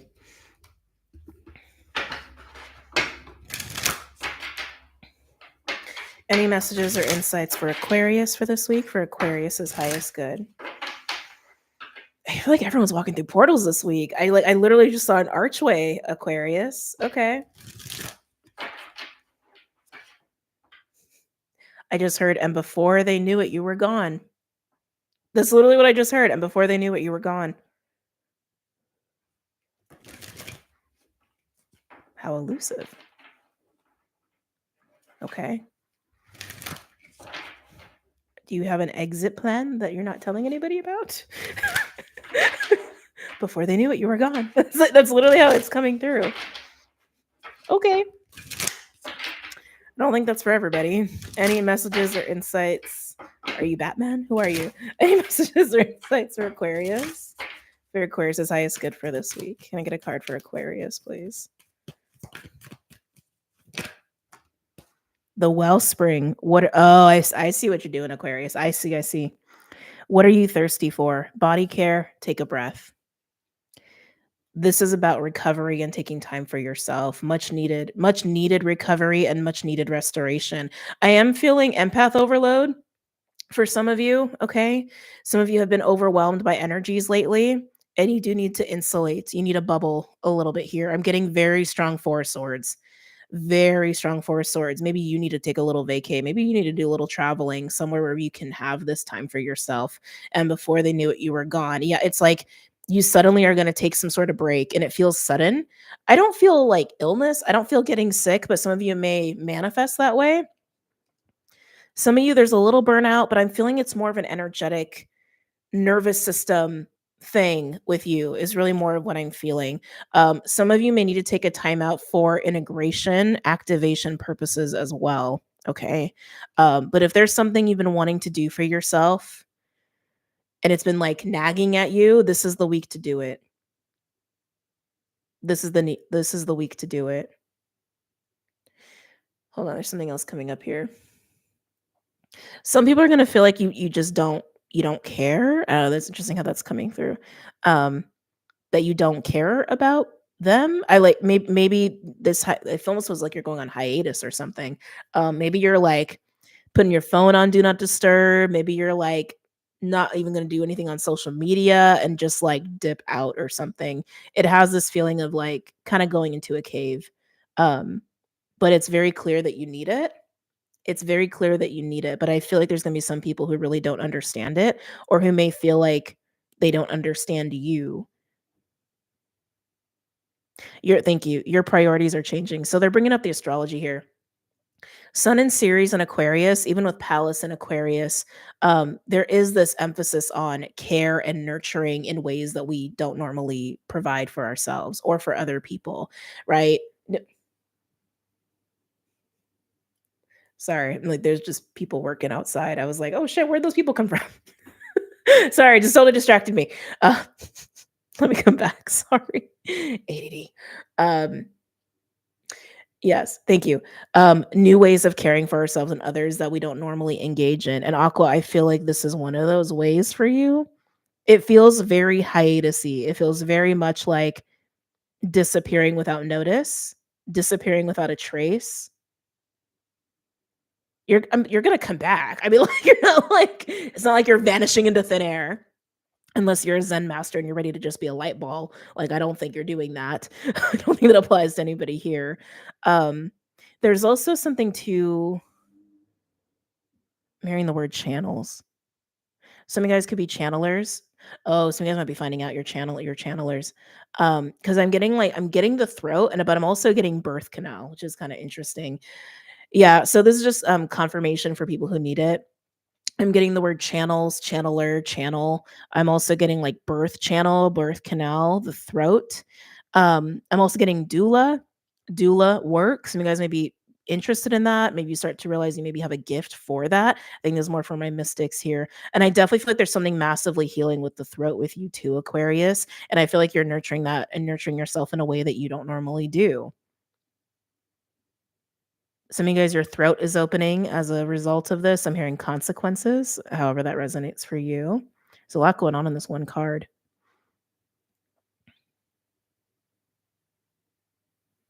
I keep getting a vanishing thing with you. As long as you're doing it because you absolutely need it and not because you're like avoiding or isolate, you know what I mean? Like not in an unhealthy way. Anyway, I'm getting sucked into that. So let's go and pull some tarot cards for you. Bees may be significant. I'm getting bees.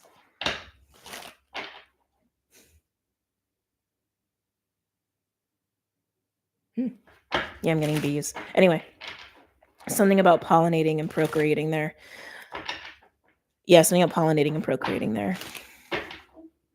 Some of you guys are discovering the power of your voice. And I keep feeling it's after a period of like hiatus or resting.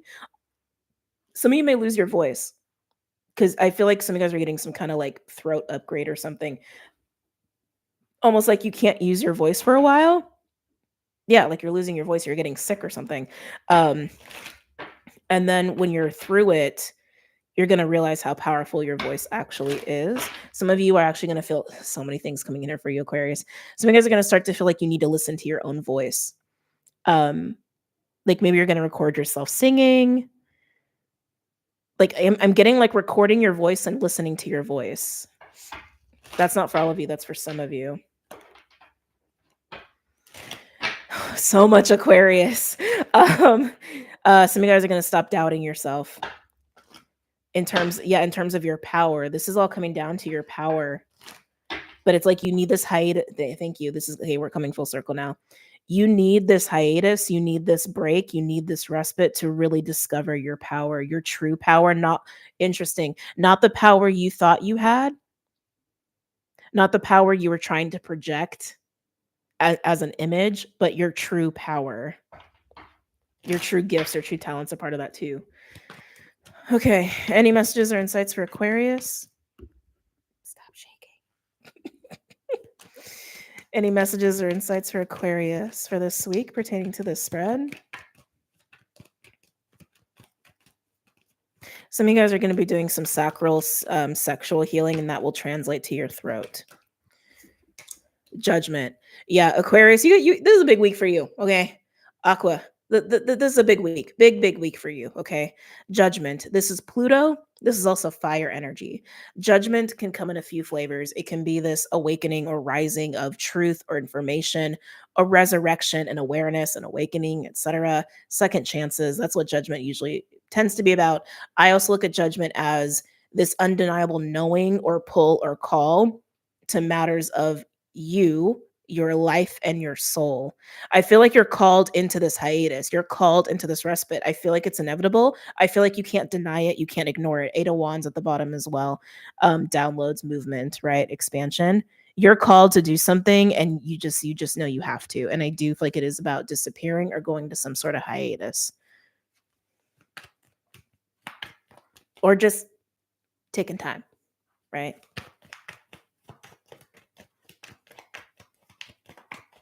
Any other messages or insights for Aquarius for this week? Ooh, this is an Aquarian card, but interesting it flew out in reverse. Yeah, I like Aquarius. This is also highlighting to me that there is, for some of you, there's like self-sabotaging patterns or beliefs, but I'm also getting what you've been hiding from yourself. That's what's being brought to your attention, what you have been hiding from yourself. This is why you need to take this time. This is why you need a break. This is why you need to go into a bubble, because there is something that you have been struggling with as far as like detaching from, struggling with in terms of your own denial. But I keep feeling like it's about you. It's about yourself. That's what just keeps coming through, especially with judgment. It's about yourself. It's about yourself. Judgment is calling judgment on the 7 of Swords, which is how we like try to move in the shadows with. It's how we try to be like a little subtle or secretive or even deceitful, right? These are just words. It's not a judgment. Even though judgment's here, it's not a judgment. Kind of. But judgment's calling judgment on the 7 of Swords, and it feels, I just keep getting it's undeniable. Okay. It's undeniable. What's behind the 7 of Swords? Let's see what's behind the 7 of Swords. Wouldn't be shocked if the 4 of Swords came out. Chariot. Chariot is about forward movement. It's also about being triumphant, victorious. It is also about literally like moving or like cars, vehicles. But Chariot is also the chariot of ascension. Okay. Aquarius, it's going to be made very clear to you what has been getting in the way of your own personal expansion. Maybe you've been trying to get to a certain goal or achieve a certain goal or to just reach a certain like state of being, and you've been struggling to do that. Judgment is here to tell you and show you what that is and how you can't ignore it anymore or sidestep it anymore. It feels very much like confronting it very head on, is how this feels. Okay. Confronting it head on. Can I get one other card for Aquarius? Some of you, this is about coming out of hiatus. Okay. Can I get a final card for Aquarius for this spread? Oh, okay. Threw a couple more cards out there. Queen of Cups. The emotional body is being highlighted. Queen of Cups is also very healing. Okay. And we, like I said before with this first card, this respite is definitely about self-care. Okay. But next to it, we also have the Five of Swords and the Nine of Cups. So again, Aqua, what I just keep getting for you is this is absolutely taking some time to confront the self, confront what you have been struggling to confront and face and deal with, and really see past illusions about. And it feels like it's about you. Five of Swords and Nine of Cups is also about themes of your own personal wish fulfillment, your own personal hopes, dreams, desires, things that make you happy, your own pleasure even. But Five of Swords is also about how you go about getting that, how you go about experiencing that and trying to achieve. The word achieve is coming through pretty strongly. Themes around achievement, success, especially if it's ego driven in ways that are distorted or unhealthy patterns. I'm hearing unhealthy patterns that's coming up as well. I'm channeling a lot. There's a lot coming through. So please only take it as it resonates.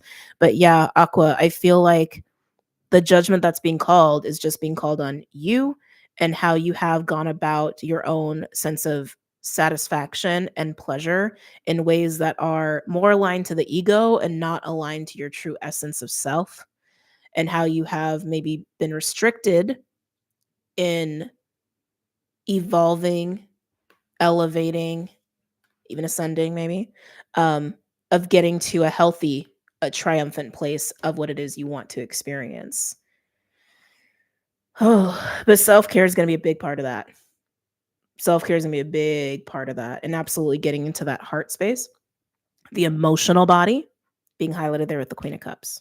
Okay. Woo! New element? Yeah. Move on to a new element. Lots of channeling today. Okay. Who's next? Fire, water, or earth? Get a little sippy slip here. By the way, if you're in here and you're enjoying the video, please like the video so other people can find the messages that are best for them. Fire, water, earth. Ooh, we're feeling water signs today. Okay. All right. So Cancer is up first. All right. Cancer. We're going with rose or we're going with water for Cancer? Cancer, you're going to get a card from both. Just following Spirit's direction there. We're going to do rose first. Gemini also had both. So, you guys are neighbors. Cancer. Can I get a card for Cancer, please, for this week? What's going on for Cancer for this week? I'm getting the word stillness. Stillness. Cancer. Oh, there's a lot coming up here, Cancer. Stillness feels important. Reflecting stillness is a term that's being used here. Even like being by still water may be beneficial for you. That feels very just reflection. But even when I think of still water, I think of like a mirror effect, which to me also says projection. So again, this projection theme, mastering projection coming up here.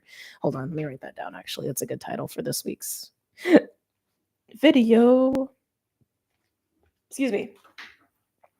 So there's definitely some of that. But the bear is coming up. Bear medicine is coming up pretty prominently. Bear medicine, for those who are not familiar, it is a medicine for recovery, for strength, love, protection. And with the bear, some of you guys may have a bear guide. I am getting this awareness, Cancer, and again, this may be for more of my mystics, but I'm getting this awareness of a certain guide or guides, or even just like the level of protection that you have. Yeah, yeah, yeah, yeah. There's something else in there. Yeah. Just yeah. I'm just gonna say yeah. I'm just gonna say yeah to that. There's something else going on here too, Cancer.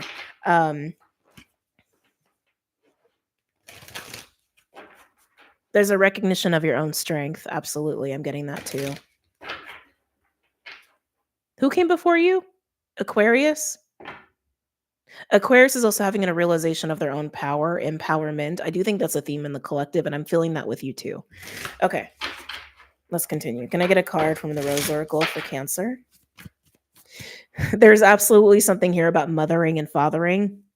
All right. That has also been collective in Cancer because you are the mother of the zodiac. I think that's also very prominent with you. And I think continuing for you this week on mothering, fathering, but more of yourself for yourself. And I feel like you're finding strength in that and your ability to do that. Okay. Can I get one card from the Rose Oracle for Cancer? Oh, I can't help my reactions. I know it annoys some people, but I don't care. Anyway, Sub Rosa. Hidden in plain sight, mysteries, learning, and teaching. This is very much a high priestess card. And I was kind of getting that a little bit with you. It's like there's so much stillness that was coming up as a benefit for you if you decide to engage in that. There's this level of like psychic awareness of guides and protection. And there's awareness of your own strength by mothering and by fathering. All of that comes in this card. All of that. There's intuition that's part of this. There's psychic awareness that's part of this. There's also matriarch, patriarch energy that's part of this as well. And being able to sit in stillness for your own benefit, for the ability to see and for the ability to learn and for the ability to access wisdom, whether it's your own or you're channeling it. Please come back. Focus. There we go. Yeah, this is very much you this week, Cancer. Highly recommend some stillness if you have the bandwidth for that or the space and time for that. You may also be working on your own psychic gifts for my mystics out there. Yeah, I don't feel a whole lot of like communication with you between you and other people this week. Let's get a card from Healing Waters.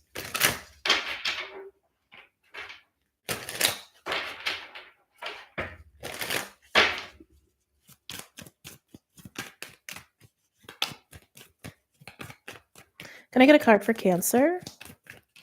Thank you. So this is such a Cancer card. It's not even funny. The Pearl. Alchemy. The reward at the end from grit to grace.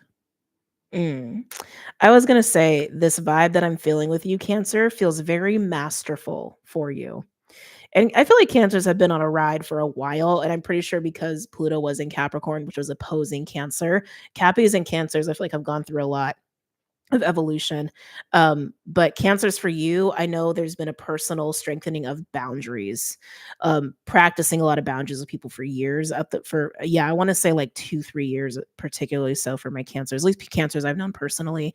But I do feel like you have moved into a level of mastery in some way, shape, or form, whether it is through boundaries, whether it is through your own, I want to say spiritual maturity, emotional maturity, and mastery of self. That's what I'm getting a lot with my Cancers. And almost like you have reached a completion of that with this week. But I feel like there's so much like of maintaining this sense of being internal this week, almost like to honor that completion, actually.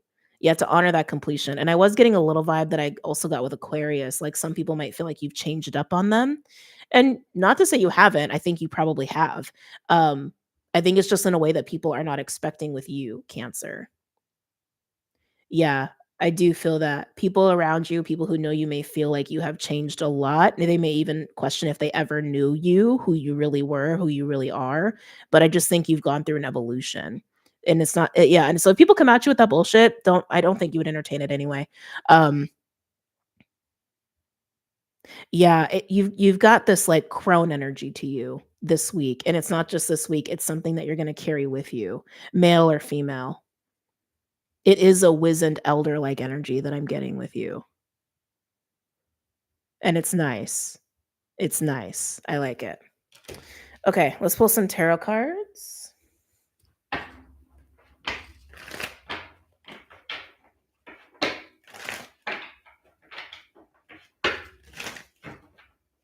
Your capacity to hold has also grown, is what I'm getting. Take that for what you will.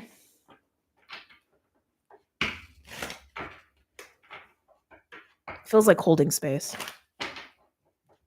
Maybe even holding yourself. Ooh, maybe even holding yourself, Cancer. Your ability to hold has grown. Any other messages or insights for Cancer? Oh, geez. Am I taking all of these? Yes. Whoa. Okay. Wow. 9 of Wands. Justice. So there's harmonizing happening to that 9 of Wands energy. Wheel of Fortune. Oh, Jesus. I just heard reflection. And then I heard the last year. And then I heard 2010. that's that's the hard part about channeling so much information. Mm, I feel like Cancers, some of you had an expectation of, I want to say, the last year. Whenever you come across this reading, even if it's a year from now, so take that as you will, had some sort of expectation of something that took place a year ago, or maybe a point in time last year, is how it just wants to be said. It wasn't the right time. It wasn't the right time, and there's something about 2010 that's being brought up in the present moment. So whoever needs to hear that, that's just confirmation. But anyway, I'm going to keep showing you guys the cards. 10 of Wands, Queen of Swords. I'm feeling that holding of the 10 of Wands and the Queen of Swords. So I'm getting a lot of stuff here for you, Cancer. So first of all, let's talk about this 9 of Wands and Justice. 9 of Wands can be a bit of a struggle energy. It is my wounded warrior card. It is how we are resilient and we have stamina and we will climb the mountain no matter how beaten down we are. Sometimes it's also about being guarded, right? Kind of like acting out of a wounded place. Sometimes is also how I look at the 9 of Wands. But justice being here, again, wielding that sword of truth, wielding the mastery of our beliefs and our mind and ourselves, to alchemize. Interesting, because alchemy is also a word that was coming up for you here. To alchemize and transmute anything that's throwing us out of balance. And I feel like this is something that's been happening for you that you're learning how to do. And maybe that's what was also going on with the whole last year reference. Like, maybe you were expecting to have this kind of completion that I was talking about. Maybe you were expecting to have this kind of completion a year ago, or maybe something about 2010 wrapped up in that, but it wasn't the right time. Timing. Again, time is going to be a theme for this week. So much information. Just heard agent of time. The Wheel of Fortune coming out here, Jupiter energy. It wasn't the right time. The time is best now. Okay. The time is best now, because it is a matter of alignment and readiness within yourself. Something about you wasn't ready is what's coming through, but something about you is ready now for this kind of a shift, to get to this level of completion, to get to this level of spiritual maturity and mastery of self. All right. And then we have the 10 of Wands with the Queen of Swords. I keep hearing your capacity to hold has grown. Your capacity to hold has grown. And I do feel like it's your ability to hold yourself. Some of you, it's your ability to hold the container of your life, manage your life, keep your life balanced, keep your life functioning. Some of you, it's holding space for other people. Some of you, it's holding energy and ideas. It's just holding, however that means for you, with the 10 of Wands and the Queen of Swords. And here you are as the Queen of Swords. This is also my minor arcana to the major High Priestess. That's just for me as a reader. It's not an explicit rule of tarot by any means. But I do see this as the 3D embodiment of the High Priestess, is how I see the Queen of Swords, or at least one aspect of that. So here you are in that Sub Rosa energy, right? The first card that came out from the Rose Oracle, with your discernment, with your intellect, with your intuition, with your divine wisdom, and recognizing where you're at, recognizing the completion. 10 of Wands also is symbolic of some sort of completion that's been very difficult. Recognizing that you are completing something very major within yourself and your life in terms of your spiritual maturity, emotional maturity. Okay. Okay. And I feel like you're just in that moment, recognizing that moment and giving that moment its due justice and space to honor that moment. Whew. Very spiritual read, Cancer. Okay, let's move on to Scorpio. There we go, Aquarius showing right back up. Hey, there could be a connection there. Mars is in Cancer, right? Excuse me. I have all this aqua energy. Okay, Scorpio. Scorpio, Scorpio, Scorpio. I feel like I always have to say that before a Scorpio reading. Let's see what's going on with you, shall we? I need water before I get into your reading. I don't I'm nervous for your reading. I feel like I get a little nervous for my Scorpios sometimes. So they're definitely highlighting the lower chakras with you. Not surprised, you are Scorpio. But specifically the root and the sacral, not so much the solar.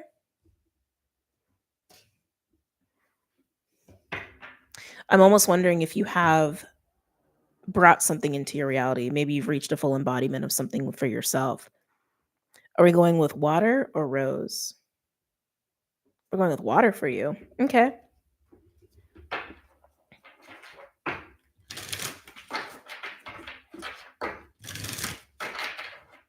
Scorpio. Any messages or insights for Scorpio's highest good for this week? Any messages or insights for Scorpio's highest good for this week?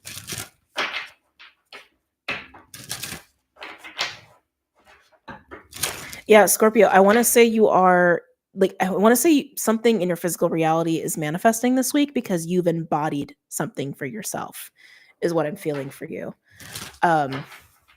So curious to see how that's going to play out. Okay. Any messages or insights for Scorpio for Scorpio's highest good for this week?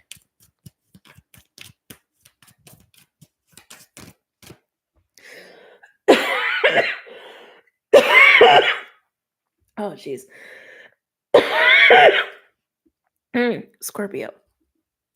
Oh, something that I'm getting with you. Oh my God. Hold on.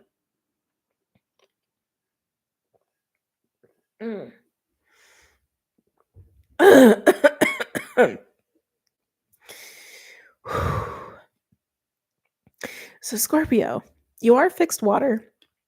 You're kind of infamous for never letting go of anything. Okay. And it's interesting because what I'm also getting with you, like, there's a little kind of serious vibe with you.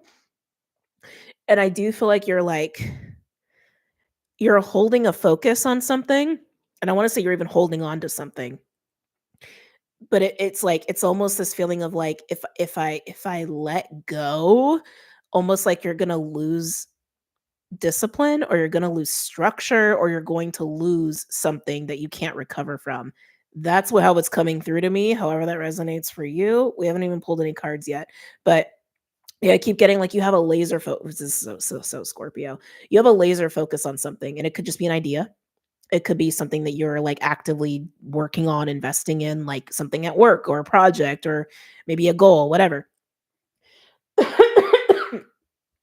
But you have your like laser eyes on it, and I can feel it. It's like I can't lose the laser focus because then I'm gonna lose it. I'm almost wondering if we're getting a little, like, window view into how Scorpios manifest, actually. Hmm. There might be some with the throat for you too, Scorpio. Jesus, hold on a second. Mm. Okay. Am I taking this is a lot. Am I taking all these? See, like, Spirit, am I taking 4 cards? They said no. Okay. Like, that's way too many. Uh, any other messages or insights for Scorpio for this week? For Scorpio's high is good. Oh, Scorpio. I'm wondering if there is this encouragement to maybe let go a little bit and that maybe it's gonna be fine. Like, because I was like, there's something about manifesting here or the way that you manifest Scorpio with like how much you're like holding and focusing and focusing. And maybe that's the point. Maybe you do actually need to just like, pooh, like let it go and let it come back to you whenever it needs to come back to you. Right. Right. Uh the sweet waters, sensuality, romance, enjoyment, fertility, and balance. Scorpio, this is the opposite of holding. Okay. This is the opposite of laser focus. Maybe you're dealing with Scorpio. Maybe Scorpio's got a laser focus on you. But this is saying like, like let loose. Like this is saying like lean into it. Lean into it, feel it, whatever is giving you pleasure at this time, whatever is making you feel really good at this time. It's okay to. It's okay to like it's okay to let go. I just keep getting that with you. It's okay to let go. There's something about the way that you laser focus, whoever's resonating with this, whoever needs to hear this. There's something about the way that you like laser focus that I want to say takes away from your ability to relax, that takes away from your ability to enjoy. Some of you guys might be hyper vigilant. What's the name of this deck? Where is it? Where is it? The Healing Waters Oracle by Rebecca Campbell. It's linked below. All my decks are linked below.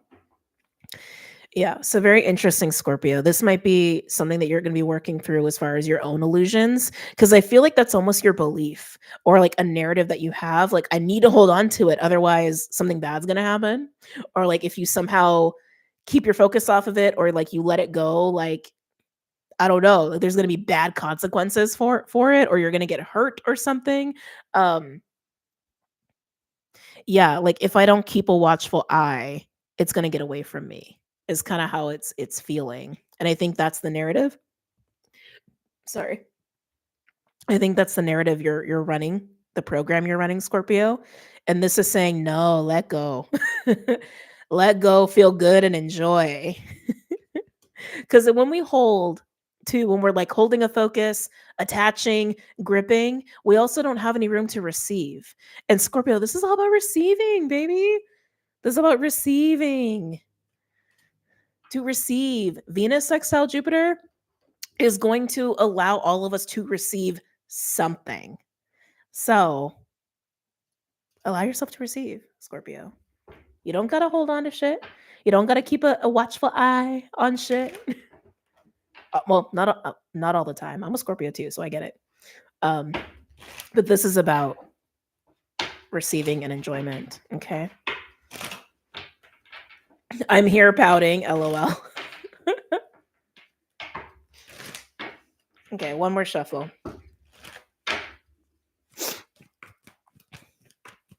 Scorpio, some of you guys may have been learning to do this. They're bringing up Pisces. Um, maybe since Saturn's been in Pisces, actually, that is exactly what Saturn and Pisces teaches. It's all about letting go. And I know that's not your bag. I know that's not your bread and butter. Believe me, I understand. But I feel like some of this may have been a lesson that's been coming up for you since Saturn went into Pisces last year. Wait, what did that come up for Cancer?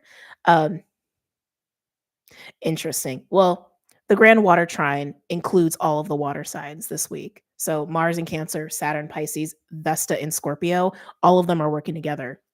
So it could be something in the Cancer read for you as well. Um, but yeah, I think that has been something you've been learning to do, and they're highlighting Pisces in relation to that for you. So wherever you have Pisces in your chart, whether it's a natal placement, like a planet or a celestial body, or the house of Pisces, you may have been going through a lot of like stripping of your beliefs and like letting go of things that you overly attach to or overly worry about or overthink. In your house of Pisces, you've been probably learning to get a little bit more laxed about those things. Okay. I want to say in relationships. Any other messages or insights for Scorpio for this week, for Scorpio's highest good?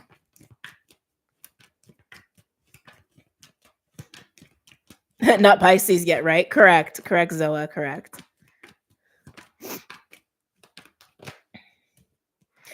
What did I say about worry about? Oh, Scorpio! 9 of Swords. Oh. Oh, the Scorpio, this is stress, this is anxiety, this is worries, this is fears, this is nightmares, this is not sleeping. It's all of that shit. This is being too focused, okay? Too focused and attaching and trying to keep a watchful eye on certain things in your life, aspects of your life, certain relationships. Again, your stresses and your worries. A Disney song just came up. Oh, from Jungle Book. What's the name of that song? Okay, I know y'all know that song. Um, Leave your worries. Like what? Oh God, this is gonna bother me. Hold on, I gotta look it up. Um, Bare necessities. Oh, Scorpio, okay, that's your theme song this week, okay? I'm giving you homework, okay? That's your song this week. Just listen to that over and over and over, all right? Because even this card with Sweet Waters, it's not about like the bare essentials by any means, but it's like like the simple pleasures in life, right? The simple pleasures in life. This is you not enjoying that at all because this is you keeping that watchful eye, that hardcore Scorpio focus, a grip of your Scorpio claw on certain things, and it's just taking up too much space. It's taking away from your ability to enjoy, okay? And I want to say like what's driving this feels like some sort of deeply rooted belief or narrative that if you don't do this, that something bad is going to happen. And I just don't think that that's true. I think there's some like old fears or old trauma or something that's fueling that belief, okay? I'm not saying don't be responsible, but this is overdoing it, okay? Any other messages or insights for Scorpio? Am I taking these two? No. Okay. Any other That was quick. 4 of Cups. Ooh, Scorpio and 7 of Swords at the bottom. Not the most fun cards to come out. I didn't expect the 4 of Cups. 4 of Cups is like comes in a few flavors. Some people look at it as meditation, reflection. Um excuse me, some people look at it as apathy, emotional numbness or neutral or even being disassociated. Some people look at it as the card of boredom or just not really being interested in something. But Scorpio, all I keep seeing is like the things that you're focusing on, they're not allowing for that cup to come in. They're not allowing for joy and pleasure to be experienced. You're focusing on empty cups. You are focusing on things that don't make you feel very good. You're focusing on worries and concerns and fears. I want to say things that you don't actually have control over. Um, things that you don't actually have control over. Okay. So if you just try, baby step it to let go. And again, that narrative that's coming up, right? Like, oh, if I don't focus on this, it's like some bad shit's going to happen or whatever. Maybe you sit with that narrative or sit with that if that's something that's resonating for you, because it's like you're just not allowing for the sweetness of life to come in. That might even be part of the song too. Um, can I? No. Okay. Final card for Scorpio, please.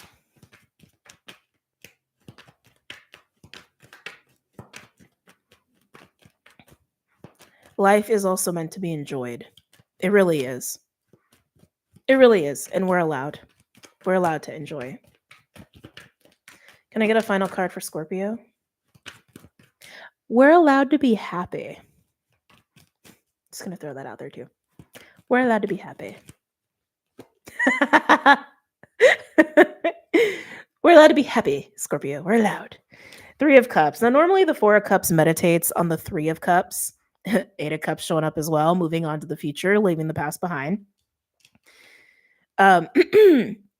Some of you, I think, in this holding and focusing could also be holding and focusing on things that used to bring you joy, or maybe you think should bring you joy.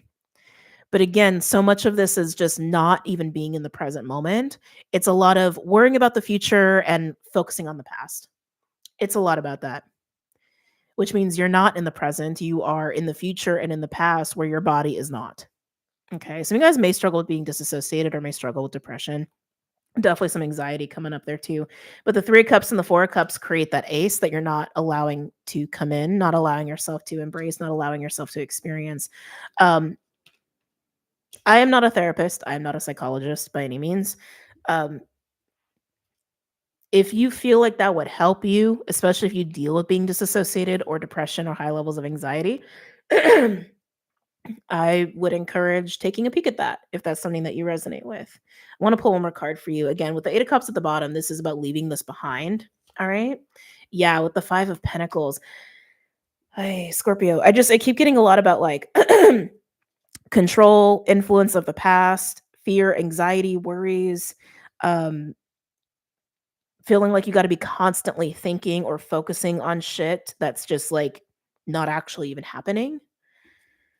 And it's really taking away from being able to enjoy life. Can I get one more card for Scorpio, please? One more card for Scorpio. Forget about your worries. Oh, now I can't stop hearing that song. Yeah, on the 4 of Cups, we have 10 of Wands. Burden and also not sustainable, right?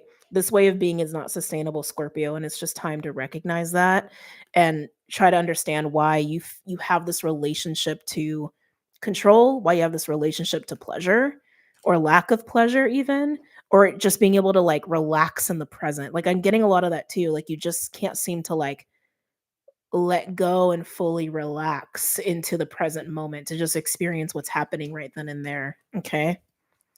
And I do feel like there's probably some PTSD or trauma response going on there, right? All right, let's move on to Pisces. Oh, that reading was long. Sorry, I didn't mean for that to be such a long reading. Just a lot coming through. Okay, Pisces. Pisces. Are we going with rose or are we going with water? We're going with water. Okay. Excuse me. Pisces. Any messages or insights for Pisces for this week? For Pisces highest good.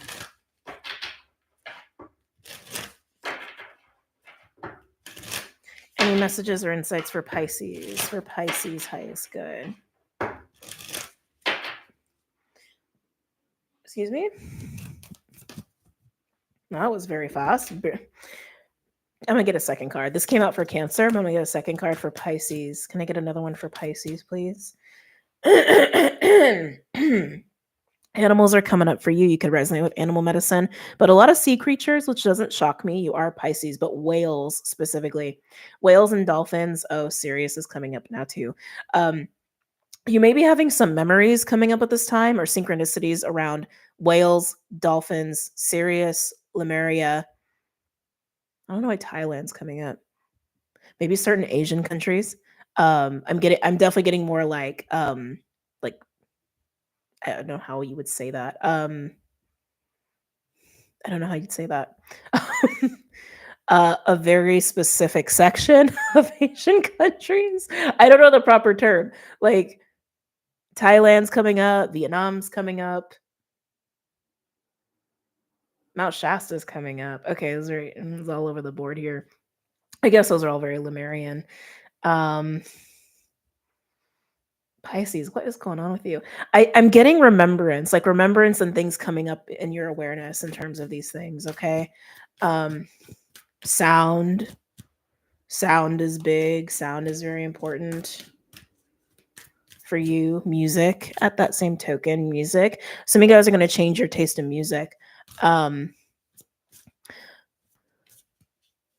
Yeah, some of you guys, your music taste is changing. Can I get another card for Pisces? Can I get another card for Pisces?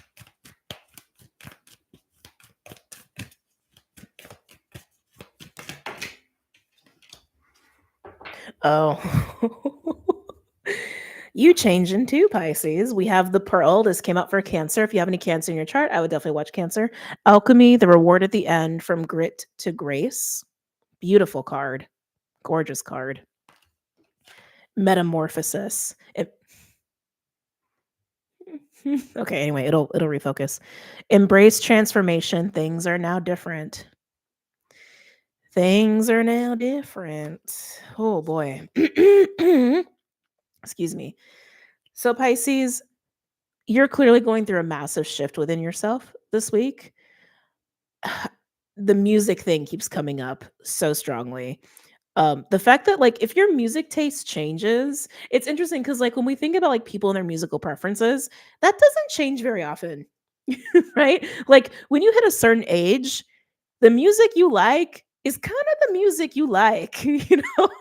You might like expand it a little bit, dabble in a little here and there, but like your musical preferences really don't drastically change too often. And if it is, it's probably because you're changing as a person or you're changing vibrationally, right? Because that's what sound and music are. They're vibrational matches to us, right? And there are times when we go through certain phases in our life that we are listening to other things. Like if you're going through a depressive period, you're probably listening to sad songs, right? If you're going through like a I don't know, like a big workout period, you're probably listening to very like high amped, like get you going kind of songs. You know what I'm saying? But this is what I'm getting with you, Pisces. Um,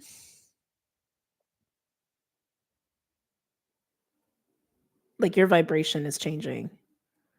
And I want to say there is remembrance that's tied to that. Some of you guys could actually be going through a little bit of an awakening energy here. But the pearl is also standing out to me. Like you're breaking out, of something. Some of you guys could feel like you're breaking out of a self-made prison or breaking out of feeling stuck or stagnant. That's coming up as well. Yeah, this is so crazy. It's almost like some of you are like changing your whole like modality. Like if you resonate with a lot of air energy, like now you're suddenly going to be in a lot of fire or water. Like, you know what I mean? It's like I also feel like an elemental change. This is like so bizarre. Um some of you I'm almost getting like going from like Queen of Swords to like Queen of Fire or Queen of Water. Gender doesn't apply here. These are just examples. Like what you have spent a lot of time being, I want to say, entrenched by. Well, you've been spending a lot of time being entrenched by, involved in, focusing on, you're suddenly breaking out of that and breaking away from that. Some of you, this is a career change. Some of you guys could be moving, but this feels this feels like an internal change of your compass. Like, yeah, I almost want to say it's like you've been in like the dredges or the trenches in some way in your life, whether that's work or like maybe you felt stuck in your house, or maybe you felt stuck in like your environment or with certain people, or maybe you've had a health issue. Like you've been stuck for an extended period of time. And I want to say years. This feels very prolonged for whoever's resonating with this. Could it be months? Maybe. This is feeling bigger than that. And that life, that way of experiencing life is just not going to be a thing anymore. You're breaking out is how that's coming through.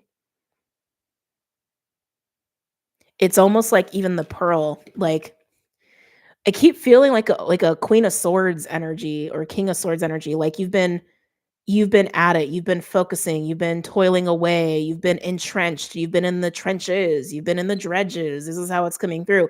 And it's like you've been here, you've been here, you've been here, you've been here. And like suddenly you're just like, nope, not anymore. Not anymore. Not anymore. Let's get some tarot cards out here for you.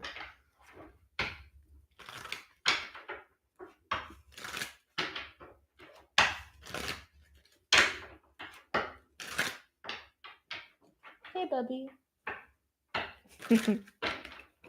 Okay. Any messages or insights for Pisces pertaining to this spread? Yeah, it's definitely a sense of freedom here, Pisces. I'm really liking that for you. And also, again, with the energy of this week, right? It's like this mastering of our ability to project and then hence create our reality. I feel like that's also part of this for you. Some of you are realizing how you have been contributing to this feeling of being stuck or feeling imprisoned. Hence, also, if you become aware of that, you can become aware of how to break yourself out. You can become aware of how to get the keys to your own prison and break out. Some of you guys could feel like you've been in hermit mode for a long time, and now suddenly you're like, oh yeah, I'm done hermiting. Any messages or insights? Mostly getting travel with you too. I forgot who else had travel. I think it might have been an air sign, and I keep getting like Queen of Swords with you. Queen of Swords, King of Swords.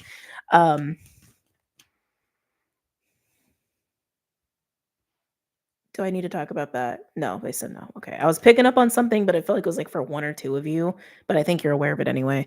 It's a trickster vibe in there. Anyway, what was I saying? Travel. I keep getting travel with you, and I know there was another sign that was getting that heavily. I just don't remember. Someone may put it here in the comments, okay? Ooh, Pisces. Yes. 6 of Wands. This is Jupiter Leo energy. This is victory. This is triumph. This is success. This is rewards. This is accolades. This is forward movement. Okay.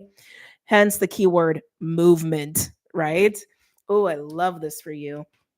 Yeah, I just feel like you're done with something and you're over something. And it's like you're realizing you're the one who can break yourself out of it.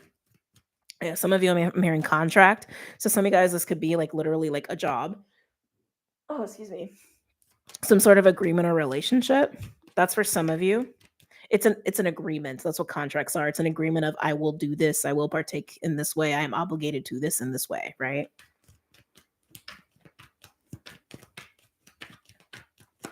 Any other messages or insights for Pisces? Interesting. Am I taking this for reverse? No. Okay. Oh, Pisces, I love this. We have Six of Wands, Temperance, and the Two of Swords. So we have Jupiter, Leo, Moon, Libra, and we have Sagittarius. I'm just calling out the signs in the astrology.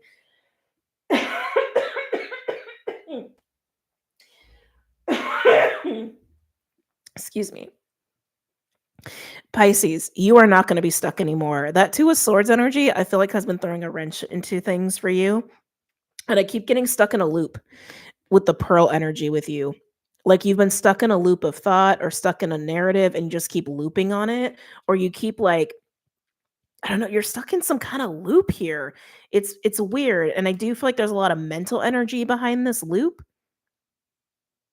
Almost like you think you're going to break away and then you come right back into whatever's keeping you stuck here. It's very interesting. Almost like you think you have the key, you think you have the answer, you think you have an exit strategy, you think you can see the way, you think you know how to navigate, and then it's like you just keep staying stuck. That's just how it's coming through here, regardless of whatever this agreement or contract is that you're in, okay? Even if it's something that you just told yourself you have to keep doing. But Temperance being here with the Six of Wands, there is restoration, there's resolution. I'm getting answers to to this problem is happening here. Some of you guys, there's healing that's part of this, and some of you, the healing is the key. Some of you, there is some sort of healing of your own beliefs and narratives that need to happen in order for you to be fully free of whatever this loop is. Yeah, you've been in a loop. You've definitely been in a loop, is how it keeps coming through. And then with the Ace of Cups at the bottom, I mean, we love seeing that. The Ace of Cups to me just represents the heart and the soul. But because it's an ace, it is about a new beginning, a new emotional beginning, a new experience of yourself, a new experience of what you feel and what matters to you, a new experience of your own soul. Ooh, look at you running free with the Knight of Wands. Just saying. Can I get another card for Pisces? They keep showing me the Hermit too. Again, a lot of you, this could coincide with being stuck in Hermit mode. I just keep getting a stuckness and a stagnancy. So you could have been spending a lot of time in isolation, a lot of time just being within or trying to figure something out. Again, I keep getting a very, come back. Nah, whatever. I keep getting a very logical energy with you, which is very not Pisces, which is kind of interesting. Yeah. Can I get a final card for Pisces?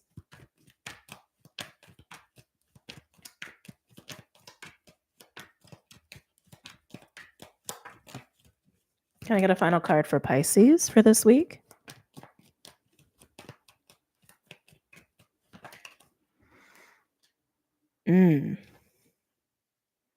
Strength, Leo energy. Could have Leo in your chart, not necessarily. We did just have the full moon Leo, right? We also have the quarter moon this week. I didn't mention that in the astrology portion, but I'm not really worried about it. Quarter moons, they happen literally every other week, right? Because they're in between the full moon and the new moon. So we're pretty much always subject to the energy, but it's just a time of review. But quarter moon is in Sag, actually. But anyway, coming back. Sorry, Pisces. Strength card coming out. Strength card can be about willpower, right? Solar plexus, the action that we take, but it is also about balance. It is also about balance. How good are we at wrangling in the beast, which is also the monkey mind, primal instincts and desires, our inner animal, the pieces of ourself that tend to run amok, right? And then with the Empress here / angelic energy, which is more of our awareness. It is the aspect of our awareness and our divine selves. Like, how good are we at balancing these two to maintain a mastery of ourselves and a mastery of our reality in all the ways we've been talking about today. That's why strength is here. That's why strength is here. Some of you guys have also, I think, been struggling with your own physical energy. I'm also getting that too a little bit. And you could have been having something going on with your solar plexus. Off and on is what I'm hearing, off and on. Maybe this is also the health issue that some of you guys were dealing with, digestion, right? I'm also hearing pancreas, gallbladder. Pancreas is coming up pretty strongly. Maybe some of you guys have been struggling with diabetes. Again, I'm not a doctor. It's just something that I'm picking up on here. But willpower, willpower, willpower. Yeah, Pisces. I feel like for you, like your loop that you've had trouble breaking, there's something wrapped up in that about your willpower, your relationship to your own physical energy, physical vitality, willpower and confidence and believing in yourself and believing what's possible. Some of you guys may equate that to your masculine energy, but it's actually more about the balance of you between your inner animal and the ego that runs in our own inner animal, the monkey mind, right? And then the balance of that with your more aware divine self here, okay? Regaining a sense of control over yourself and your life because you are restoring this balance within yourself and restoring your relationship to your own willpower. Some of you guys might have been dealing with like habits. I want to say habits, and maybe for some of you, relationships that were actually very draining to you. I want to say there's been something major going on with your solar plexus that's been getting healed. Okay. And again, you also could have been having some digestion issues because of that. Yeah. But that's what I'm getting, Pisces. All right, let's move on before I spend too much time on the sign readings. Again, I just get so into it. We went from like, let's see, like maybe 10 minutes to like almost 20. All right, so moving on to a new element. Fire or earth? I don't know. Earth, you're wearing me. I got a weird vibe when I said earth. All right, we're going to go with fire here. And we're going to start with Aries.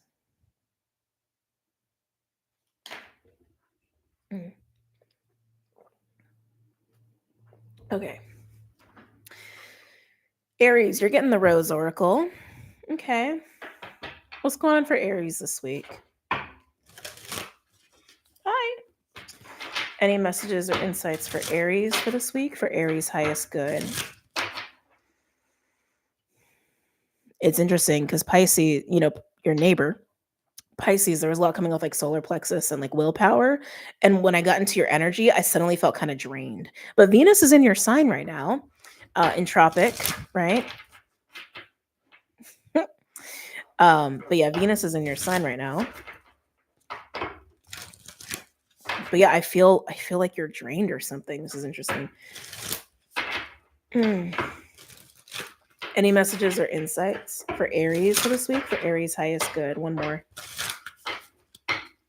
Okay. For Aries. Oh, the Great Mother. Surrender to mystery. Fall into her arms. So Aries, I did not expect feeling this drain with you, but it could also be just you embracing Venus. But again, when we have Venus and Aries, it's a little bit more oomph that's going on collectively. But we have so much water too, like the grand water trine that I already talked about between Cancer, Pisces, and Scorpio with Mars, Saturn, and Vesta. But Mercury is also in Pisces too. And like, there's just something about your energy that I feel like is calling for rest. Aquarius had that as well. So just pointing that out, that kind of similar message. But this feels also like there's a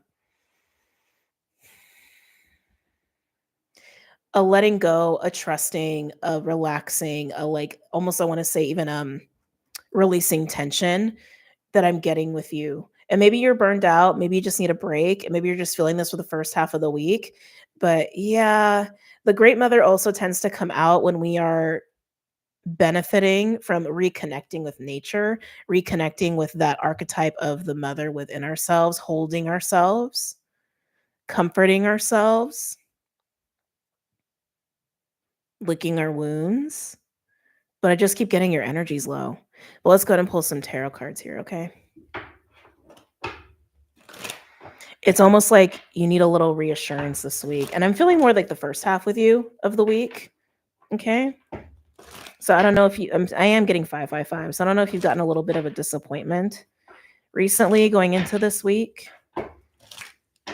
or you're just really in your feels, but it just feels like you need a little comforting, a reminder that everything's going to be okay. Yeah, Queen of Cups is trying to come out. Oh, someone's getting lively. Any other messages or insights for Aries? For this week, for Aries highest good?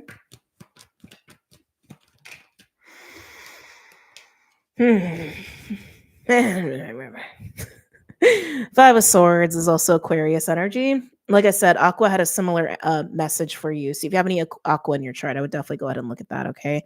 But Five of Swords, we know Five of Swords, it's a very determined energy, right? It's also very like black and white energy, which is also why it can sometimes represent conflict, right? Because it is kind of all or nothing. It is sometimes like, no, I'm going to make sure this happens a certain way or in a certain like timing. It's very, very determined. And I feel like you could have been in this energy, wanting to see something through and not willing to give up on something. That's how this is coming through. Like you have been not willing to give up on something specific for you. I'm not saying to give up. I'm not saying that. But I'm saying that maybe you need to let me retract that. It might benefit you to maybe shelve what this is for like a day or two. Because with this card coming out, it's this feeling like it's this reminder of, hey, Aries, everything is going to be okay. And everything's going to fall into place the way that it needs to. And just trust that and let go a little bit and, take some time for you and take care of yourself. Like it's this reminder of care and that there are other things that maybe need your attention instead of whatever it is that you're feeling so determined about. Any other messages or insights for Aries? Again, time as a theme. I also want to say there's always more time than we think, right? If we're like laser focusing, like Scorpio had that too. If we're laser focusing or we're highly determined or we're like about something, we actually, how do I want to say this? How do I want to say this? It can actually distort our perception of time, right? Because we are like literally pushing energy and focus into something that we're attaching to, or like, no, we got to get this done here. We got to get this done here to the point where we're almost like trying to exert a lot of energy. It actually speeds time up instead of kind of being a little bit more relaxed and leaning into the moment and like having more of that Piscean approach to like being more present and calm. That actually can slow down our perception of time. So there's something about timing coming in there as well for you. Anything else for Aries? We always need room to take care of ourselves, right? We do. Everyone needs that. Hermit. Yeah, Aries, I'm feeling a little bit of a break time coming up here with Hermit. And it is looking at the Five of Swords, what you have felt so determined about. Okay, what you've been like not wanting to give up on, which is also very Aries. Y'all don't like to give up. You're not quitters, and I totally respect that. Okay, but Hermit is here to say like, take a step back from this and take a little time out from this, and it may give you some perspective. And I want to say, more importantly, it's going to help restore you in some way that you've actually been needing, and maybe in a way that you haven't been aware of, like some kind of self care you haven't been aware of. But yeah, Hermit is like, take a time out, and you'll get some perspective on this. Okay. Can I get a third card for Aries? Hey, look at all the swords with you, Aries. We have Eight of Swords. This is Gemini energy. This is usually limiting beliefs. Sometimes it's also fear, but it's how we imprison ourselves, or almost like put ourselves into, I want to say peg ourselves into a corner or into a situation, and it's hard for us to really see the reality of like how we're doing this to ourselves, right?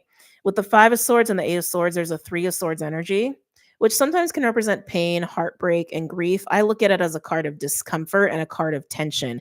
There's a lot of tension surrounding you, Aries, and whatever the situation is for you, but taking that time out to take care of yourself is going to give you some perspective on whatever this is that you are not willing to give up on. And I'm not saying give up on it. I want to make that very clear. I'm not saying that. Hold on a second. I'm saying you need some time to take care of you, but also some perspective, There's something perspective-wise that is trying to take place here that I think is gonna make this easier for you. I'm gonna get one more card on Hermit. Can I get a card for the Hermit for Aries? Keep shaking this microphone. Can I get a card on Hermit, please? Oh, look. The Empress. Aries, be the Empress. Relax. Okay? Relax a little bit. The Empress is usually relaxed. Usually the Empress is receiving. Okay? The Empress is sitting pretty. The Empress is also nourished. That water symbology in the background, and also all the wheat, the abundance around her. This is absolutely a further confirmation indication. You gotta just be focused on you right now and make sure you're taking care of yourself. Strong self-care coming through here. We have Virgo and we have Venus, which is also Taurus and Libra. So Taurus, Libra, Virgo, or Venus and Taurus, Venus and Libra, Venus and Virgo. Not necessarily, but it's just present here in the astrology. So yeah, Aries, that's your homework this week. Make sure you take care of you. Make sure you enjoy things. Make sure you enjoy a little bit of pleasure. And whatever, again, you've been so determined about or like not willing to relinquish or quit on, that has also been adding some stress to your life and some tension to your life, and maybe even a little bit of heartbreak going on in your life as well. You're going to get perspective on it, but you got to take care of you first. Okay. All right. Let's move on. Hold on. What? Hold on. What you need? What you need, Bubster? What's going on? It's always food. My stomach actually just growled as I said that. He always wants food. Maybe I'm probably feeling his hunger. It's probably what it is. All right, let me go feed this cat, even though I fed him literally before this live. Let me go feed him, and I will be back, and we're going to resume with Leo, okay? And again, if you're watching this after the fact, there's timestamps. Okay, be back. Come on, go, go, go.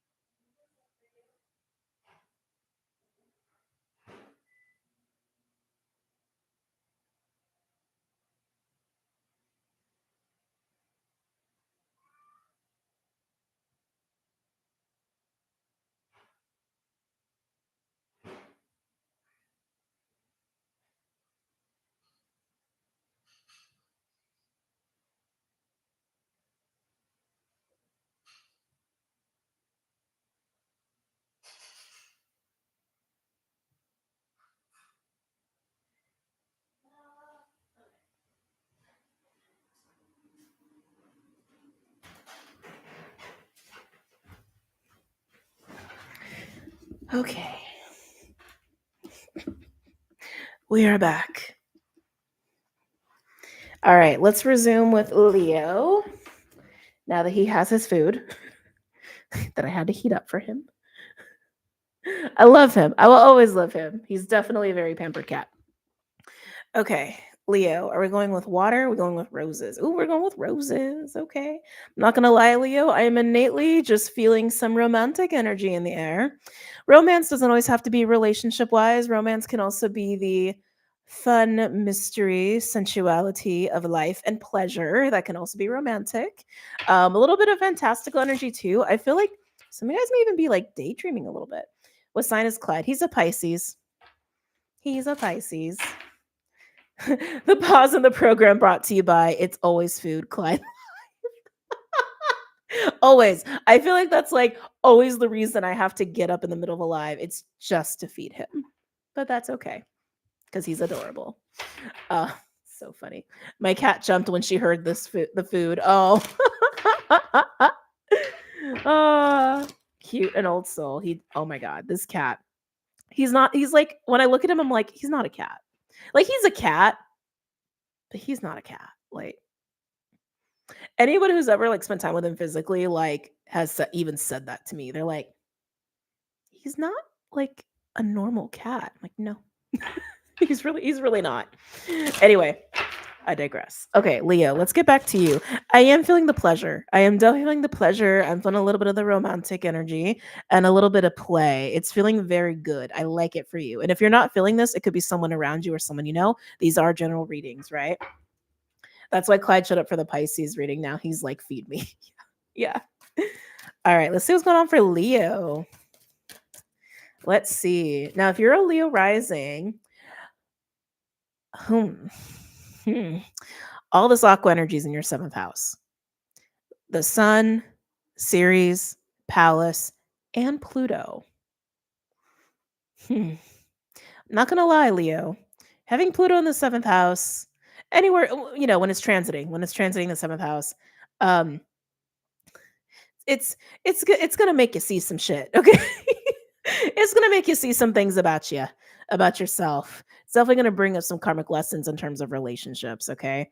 I remember because for me, I'm Cancer rising, so Pluto finished out with my 7th house. Now I'm on to the 8th house, but yeah, the entire time Pluto was in my 7th house, lots of learning via relationships for sure, but just pointing that out.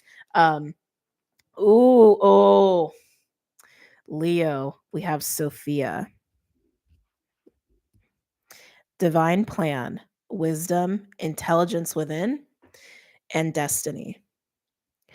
Leo, all of this like romantic, playful, creative energy I'm feeling with you feels really, really good and really positive. I'm liking it. It's a vibe. Okay. The fact that we have Sophia coming out, some of you may have an association or connection or significance with Sophia codes, teachings of the rose, mastery of the rose as well could be a thing. There's like some biblical references that are coming up too. And you probably already know what that's alluding to. But also with this coming out, I do feel like you are also experiencing synchronistic, serendipitous, fated meetings, encounters, and it is to teach you something. It is to help you expand your own wisdom here, okay?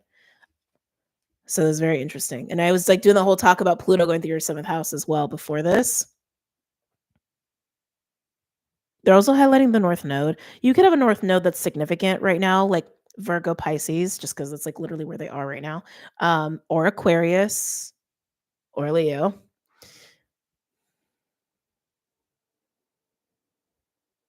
Those are the ones that are really jumping out here for me for this present moment.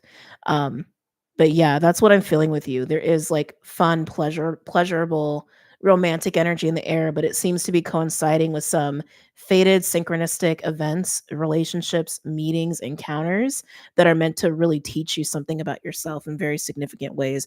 It may feel very karmic at times, okay, which just means intense, okay? Just take it that way.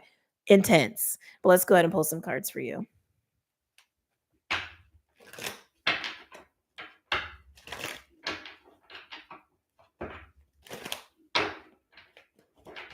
Cards are a little sticky, Leo. With your energy. Any other messages or insights for Leo for this week, for Leo's highest good?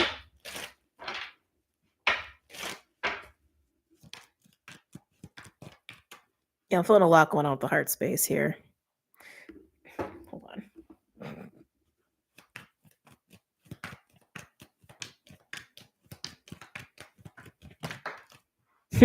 There's that dreamy energy.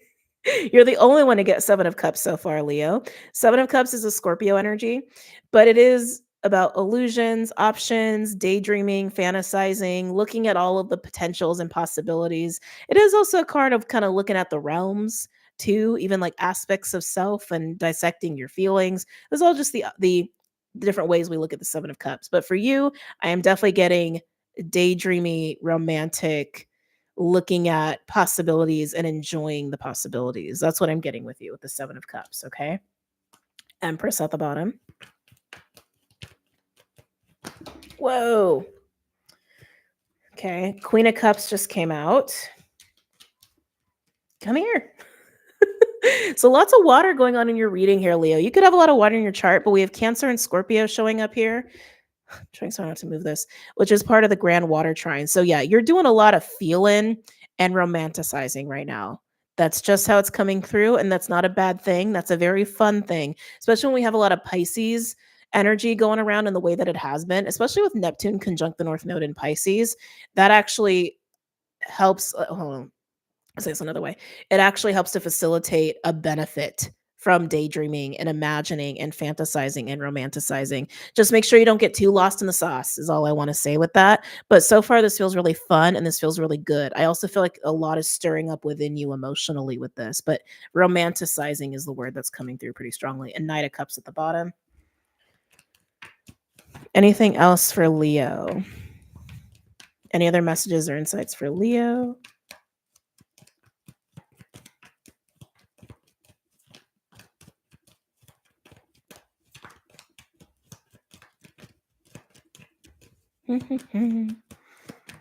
Thank you. Six of Swords. Interesting. Why is the Six of Swords here? Why does that feel like a backpedaling to me?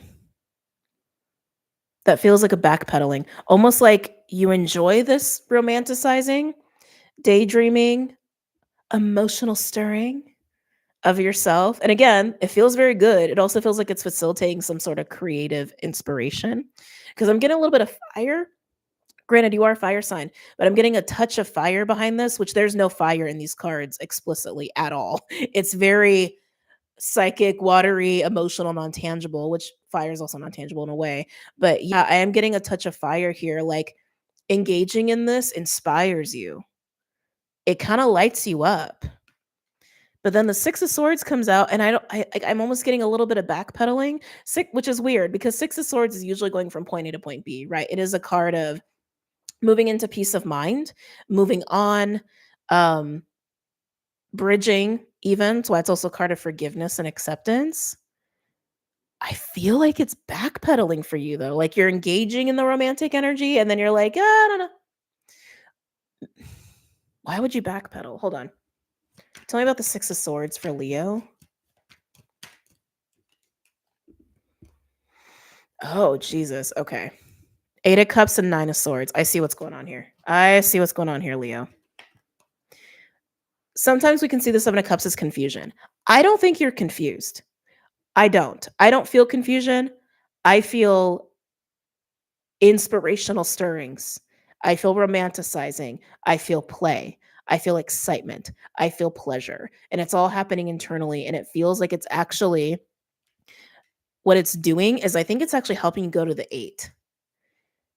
It's helping you to see what is possible in your life to move into your life and to bring into your reality. But it's coming from you. It's coming from your heart. It's coming from your passion. It's coming from your soul, your sense of self. And it's really positive. But that's why these are clarifying the Six of Swords, which I was feeling like a backpedaling with you, which makes sense because you have the Nine of Swords there. So the Seven of Cups and the Queen of Cups is helping you to get into the Eight of Cups energy, to move into new possibilities in your life, born of your own passion, born of you, your sense of self. And it's exciting as fuck. Sorry, excuse me. Just getting passionate myself. Um, but boom, you hit that Nine of Swords. That's why the Six of Swords feels like backpedaling. It's almost like, no, I'm not going there. No, I don't think I should do that. I don't know. It's like creating some sort of stress within you. And I feel like you're fighting yourself here, Leo. You're fighting yourself here a little bit. Yeah, I'm almost hearing like, yeah, that's not possible, is what I'm hearing. Six of Swords and Nine of Swords. There's a Three of Swords energy here. That's tension, that's pain, that's heartache, that's discomfort. And I feel like it feels so good, but you're suddenly getting uncomfortable with it because it feels so good and it feels so right. And it may call for you to, yeah, walk away from some things and let go of some things. And that's where you start to get really uncomfortable. Because, like, while this feels really nice and this feels really good, the reality of what feels so good scares you.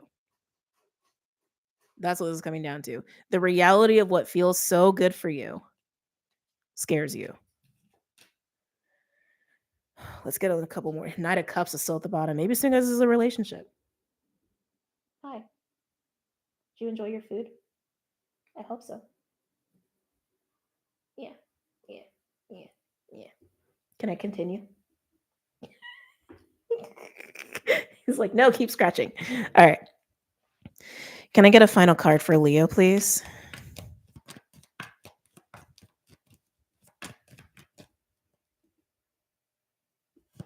Can I get a final card for Leo?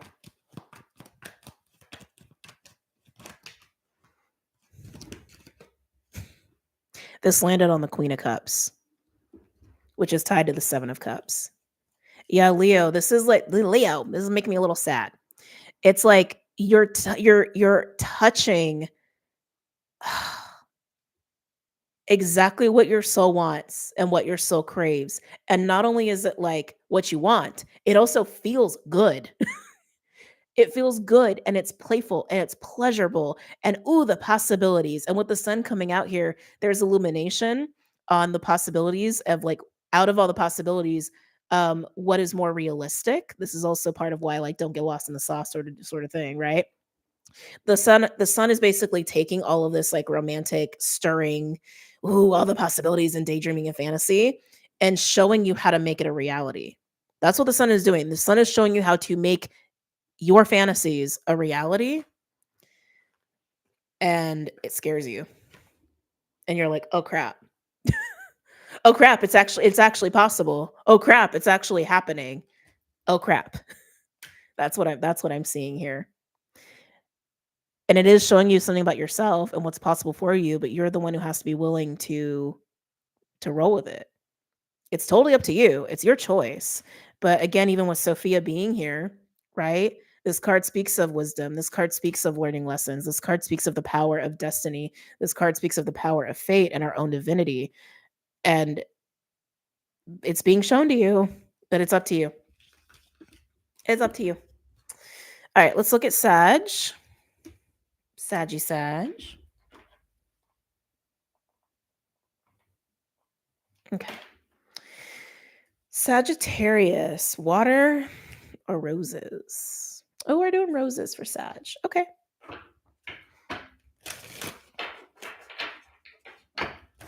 Any messages or insights for Sagittarius for this week? For Sag's highest good?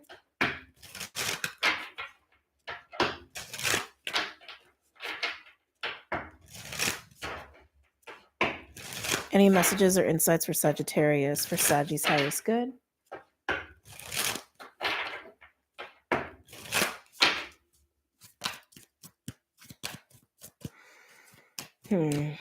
What's going on, Saggy?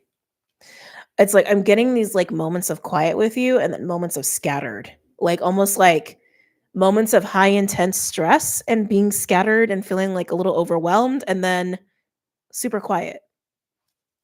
Oh, that's interesting. Almost like extreme highs and lows.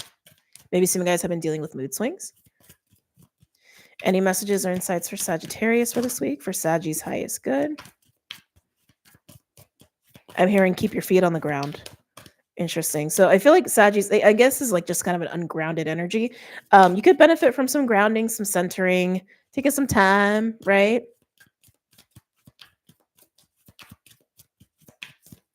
Can I get a card for Sagittarius for this week? For Sag's highest good. You guys got two. Let's see. The second bloom, a second chance. It's never too late. New possibilities. Okay, we like that. The breathing rose, heart healing, emotions, connection, time eases. Okay. I'm getting a few things, Sag. Some of you might feel like you've actually like missed out on something. And maybe it's by your own hand is almost how this feels. Like maybe it's also maybe you sabotage something. It's just giving me levels of FOMO. It's giving me levels of disappointment. Some of you guys may need to say no to certain opportunities, situations. I'm also hearing gatherings for your own health, for your own mental health, spiritual health, emotional health here. again, the highs and the lows are like being highlighted again here. The highs and the lows, the highs and the lows. Almost like there's a call for balance, there's a call for equilibrium, a call for homeostasis. But the second bloom, it's like there's something about the second bloom that feels elusive.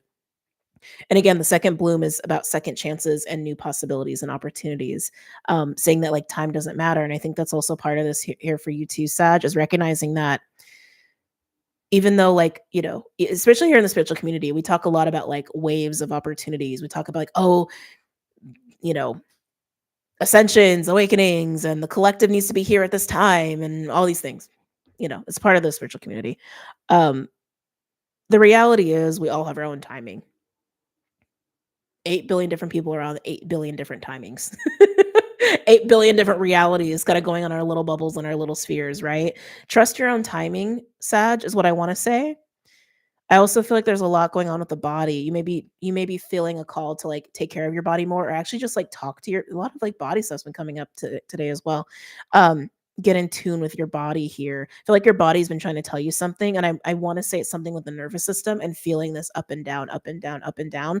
Again, this call for balance, this call for homeostasis. You are the temperance card, right? You can temperance this shit out. I know you can, Sag, but also don't worry about missing out on something. Don't worry about missing the boat. Um, your own timing is your own timing. And of course, we all know like everything that is meant for us will not pass us by. Like, and that I do fully believe that. If you don't, that's okay too. But I'm feeling like there's a call to really be focused on yourself, your health, your balance. Mental health is a big thing here, and the nervous system as well is a big thing. And to trust that even if you have to say no to something right now, it doesn't mean that you can't do it later. Okay. Bree, thank you for the 1999. Thank you. Thank you. Thank you. I'm trying to see if it'll let me like it, and I don't see an option to. But thank you for the super chat. Can I? No? Can I not? Okay. I don't know why it does for some and not others. I don't know the difference, but thank you so much. Excuse me. Um, yeah, I feel like this is about learning to say no. Some of you it's about learning to say no to certain people, but I want to say it's like recognizing that you do have your own timing. And sometimes we do need to say no, even if it's something we don't really want to do, but it's something we have to do. But that's what I'm getting for you, Sag. Okay. Let's get some cards out here. Almost feel like I need to switch the deck up. Actually, yeah, let's do that. Oh, good. That stays. We're going to do glow in the dark tarot.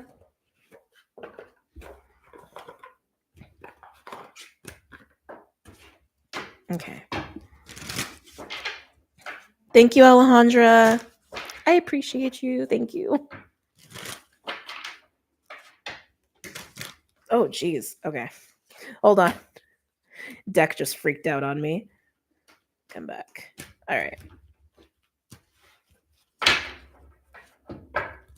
Sagittarius. Any messages or insights for Sagittarius? Saggy, this okay. I feel like why do I feel like this is like a little message here for Sag? The way the card, oh my god, the cards are being so scattered right now. You may be feeling like you're dealing with interruptions or things not going as planned. The stress of things not going as planned, excuse me, is also what's coming up. Remember, the full moon had a T-square with Uranus. So sun and the moon opposing Leo and Aquarius. Oh my god, sorry. The sun and the moon opposing each other in Leo and Aquarius, and they both were creating squares with Uranus. And while we are approaching the quarter moon and the full moon was on the 12th, that energy of full moons are kind of like baked into the collective experience for the next 2 weeks, even though we have a quarter moon a week later. Okay. And again, you could be experiencing this like recently around the full moon, just a lot of interruptions or again, things not going according to plan. But you're Saggy. I feel like you guys adapt very well to that. But there's something about that here that's being referenced. Yeah, see, now the cards are shuffling. Now that I've spoken on it, the cards are shuffling. Okay. Any messages or insights for Sagittarius for this week? For Saggy's highest good. Let's see what we got here. Oh my. Okay. Very serious. Queen of Pentacles and the Emperor. Five of Swords is also trying to make an appearance here.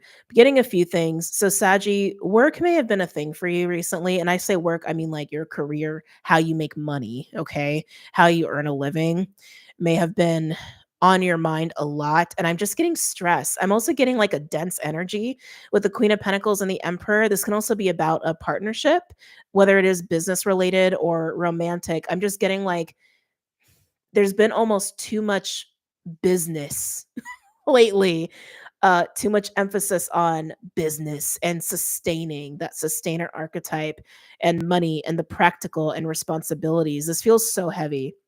Sag, this feels really heavy with responsibility. Whether this is all your energy or this is actually about a partnership, because I am getting some partnership vibes for some of you, or having to deal with a boss. I don't know if this is a term that you use to describe your boss. I heard overlord. Is what I just heard. Wow, that's a word. Um, ugh, it's feeling bogged down by the Emperor, is what I'm feeling. Like Queen of Pentacles feeling like there's this need to reach a certain expectation or level of discipline in relation to the Emperor. And I am getting this feeling of like being micromanaged or controlled or suppressed. It's like that's what I'm getting. And like the Queen of Pentacles, while the Queen of Pentacles is Capricorn, and I do look at the Queen of Pentacles as like someone who can juggle a lot and multitask a lot, they're still a queen. Right? Like a queen still receives. And I don't feel like that's the case here. I feel like there's been someone who's like, whether it's you or someone you're dealing with, right? Feels like the Queen of Pentacles, like their baseline is to kind of lean into their feminine and to receive. And there hasn't been an ability to do that. Like there's been too much being forced to exert energy. There's been too much pressure or expectation to almost be the emperor, which is kind of interesting. And not to say you can't be the emperor. It's not what I'm saying here, but there's definitely a call for balance, like I was getting with you, right? The highs and the lows, the overworked nervous system, maybe even the overworked body or the overworked mind. It's like something is not balanced here, Sag. And it feels like what's missing is that creator archetype, which has been a theme in the collective. This is all about sustaining. This is all about sustaining. And let's be real, Sag. Most Saggies aren't designed that way, right? Yeah, I'm just getting like, yeah, sustaining responsibility and all about business is what I'm getting with that. Oh, interesting. Maybe some of you have an opportunity to become the emperor. That could be like in a leadership position, or maybe to become a boss, or maybe to become your own boss. And maybe you're like, shit, am I ready for that? Am I not ready for that? There's a question there. And I think you'll know if you are ready, if that's what's happening for you. I think you'll know if you're ready for that, but it is going to require you to have a level of balance for yourself and a balance of your life between that sustainer and creative archetype. Okay. And if you're not ready, that's okay. It doesn't mean that you can't do that later or that there's not gonna be another opportunity later. We can't live our life that way either, right? Like, I know some people say, like, oh, opportunities only come once in a lifetime. I don't really believe that. I think, sure, some things, but not everything. Not everything. It's like, if you're going to say yes to something you're not ready for, that's just asking for a lot of trouble. You know what I mean? We got to be honest with ourselves. And I feel like that's what's happening here with you too. This is you having that moment to be honest with yourself of like, is this something I'm ready for? Being the emperor, taking on this role, or being in a partnership or relationship like this, where it is a lot about sustaining, sustaining, sustaining. And some of you, it's recognizing that you're in an unsustainable energy with the Queen of Pentacles and Emperor, or an unsustainable relationship, whether it's just purely work related, happening within the workplace, happening in business, or happening in romance. But like, if this is a romantic thing or like an emotional bond, like a friendship, I'm not feeling a whole lot of cups. I'm literally feeling the burden of responsibility is all I'm feeling here. Okay. Any other messages or insights? But again, most of you, I think this is work or career. Any other messages or insights for Sagittarius pertaining to this spread? You could have a lot of Cappy in your chart, not necessarily. Queen of Pentacles is Capricorn, your neighbor, so that's why I mentioned that. Any other messages or insights for Sagittarius for this week? For Sagi's highest good. Mm. Hmm. Eight of Swords and the Six of Pentacles. So, Eight of Swords, I feel like for this week is really representing the limiting beliefs that we have, the way that we've like restricted our beliefs and the way we think, and how we have also been creating a reality from that space. And again, recognizing how we've been doing that. That's the big theme this week. But Eight of Swords, I think, is really representing that for everybody in these readings today. Eight of Swords with the Six of Pentacles. Saggy, you have some belief. So cool. Sorry, a lot of things just came in. I feel like you have some core foundational beliefs. Some of you, it's around money. Some of you, it's around relationships. Some of you, it's how they're intertwined. So I'm going to say it again. Some foundational beliefs of money. Some it's relationships. And some of you, it's a combination, like a belief that involves both of them, that are throwing you out of balance here. I feel like I'm almost looking at the root of these highs and lows of where homeostasis is wanting to take place for you. And it is, I keep getting, it's around, yeah, money, relationships, exchange of energy. Some of you it's how to earn money. Some of you it's this like feeling of like responsibility of needing to give, provide. Um oh, how do I put words to what I just felt? I'm gonna do my best to describe this. It's a really weird feeling to describe. Um, some of you, I want to say this is wrapped up in a belief or a thought form of like knowing you that like you do need to do some things, like you do need to be responsible in some way. Excuse me. Excuse me. Oh yeah, Sag, there's a lot of truth coming up in here. Okay, so I'm on the right track here. We're trying to articulate this way. Some beliefs or narratives here, Sag, of needing to step up to the plate, needing to be responsible. Like, I can feel, like, very tangible, like, no, you really would benefit from being responsible in this way or showing up in this way. But, like, feeling this resistance to that, oh, I don't wanna say this. I'm trying to be so careful with my words here. Hold on, let me find the right words. Let me find the right words. Thank you. Oh, this is very sad. Feeling resistance to that because you don't wanna be forced.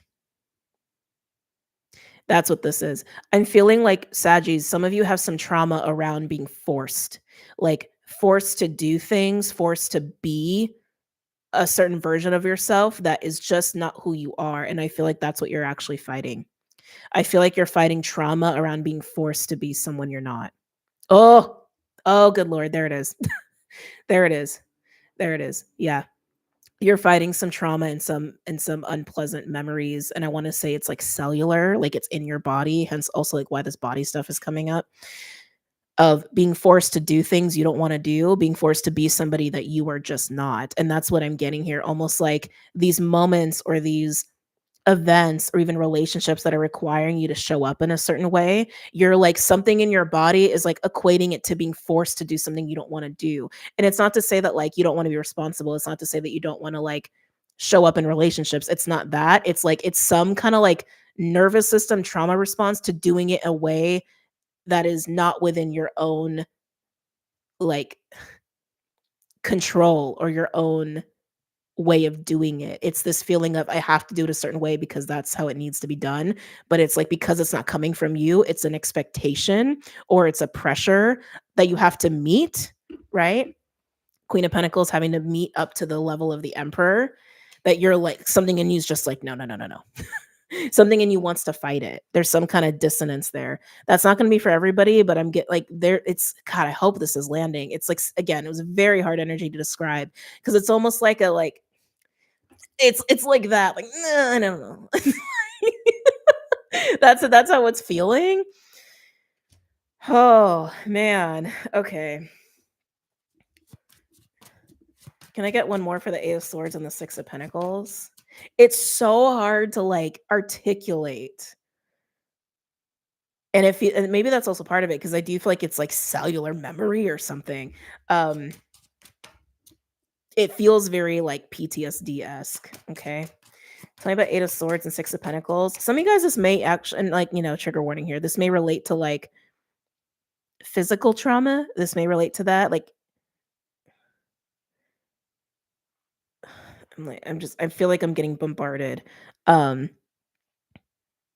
yeah, these kinds of feelings of like being claustrophobic or being bombarded. This feels like anxiety to me. Um, maybe being yelled at or being physically hurt in terms of like meeting certain demands. That's what it feels. Yeah, it feels like meeting certain demands. Can I get one other card on the eight? Oh, 10 of Cups. Oh, 3 of Cups at the bottom. So again, like I almost called you Aries for a second. Sag, your reading is very complicated. I'm trying my best here. It's a lot of nuances. The 10 of Cups coming out here. 10 of Cups, first of all, Pisces energy. I look at the 10 of Cups as the full emotional experience of our life. When we have the 10 of Cups coming out upright, everything's pretty good. We're loving life. We like our relationships. We really like our home. We really like what's happening. It can also relate to domestic and family life, though. And I feel like the 10 of Cups coming out here is showing that the 10 of Cups is very much available to you in your present moment. And this might be why you're struggling, because it seems like this is a core. They're saying cores. It's like the fact that I'm like getting cellular memory, like PTSD, core belief. It's like there's something very much at like the bedrock of your beliefs or even like memory that your body is holding on to. That's part of this. Okay. So it's not going to be for everybody. It's very specific. But some of you, this may be getting in the way of being able to fully experience the 10 of Cups for you, which you're only going to be able to work through in your own way, in your own time. Again, the whole factor of timing, and that nothing that is meant for you is going to pass you by. It is a timing thing of when you're ready to receive it, you'll receive it. But it seems like this wants to be addressed first. And this is just for those who need to hear that. And maybe you've worked through that, and maybe it's time to really experience the 10 of Cups. But I'm also getting a domestic family life feeling with this as well. Like almost like when this took root, it was probably around family or again in childhood, right? Also want to put it around the Queen of Pentacles and the Emperor. And again, for some of you guys, if this is about a partnership, it could be someone you live with. But I keep getting this is way more about work or how you work or how you earn money and responsibilities of life. That's really what I'm getting for the most part. I'm getting another card for this 10 of Cups. And then we'll move on because I know I'm spending a lot of time here on Saggy. Can I get a card for this 10 of Cups, please?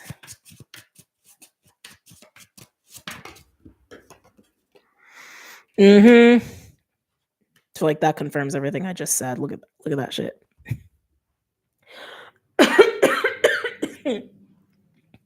Death, Scorpio. So Pisces and Scorpio here. Oh, hold on.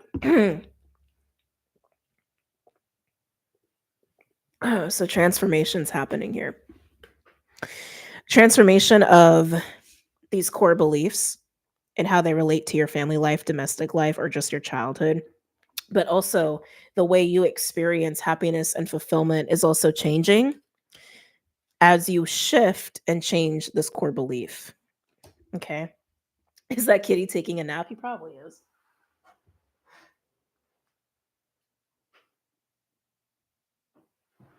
Kind of. His eyes were half open. All right, so let's move on. We're doing earth signs next, and that's the last for today. Hold on, let me readjust that. Okay. All right, earth signs.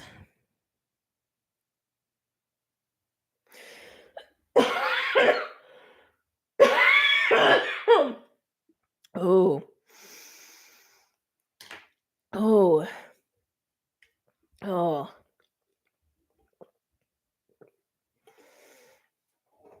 Oh my God. Are we in for some throat stuff or signs? Because that's what's happening. Okay, we're going to start with Taurus. Oh, Taurus wants water. All right. Taurus wants some water. Maybe you're dealing with some water signs. Not necessarily. But even like the way that want to come out, like you're wanting water. You may be wanting some nourishment right now. Actually, Taurus, you know what I'm feeling with you? I think you just want a little lovin'. That's kind of what I'm getting with you. It's like you're kind of just wanting some comfort. That is very Taurus, but I feel like you're wanting emotional comfort. Like you're wanting like the hug of a mom. You're wanting some like you're wanting cancer.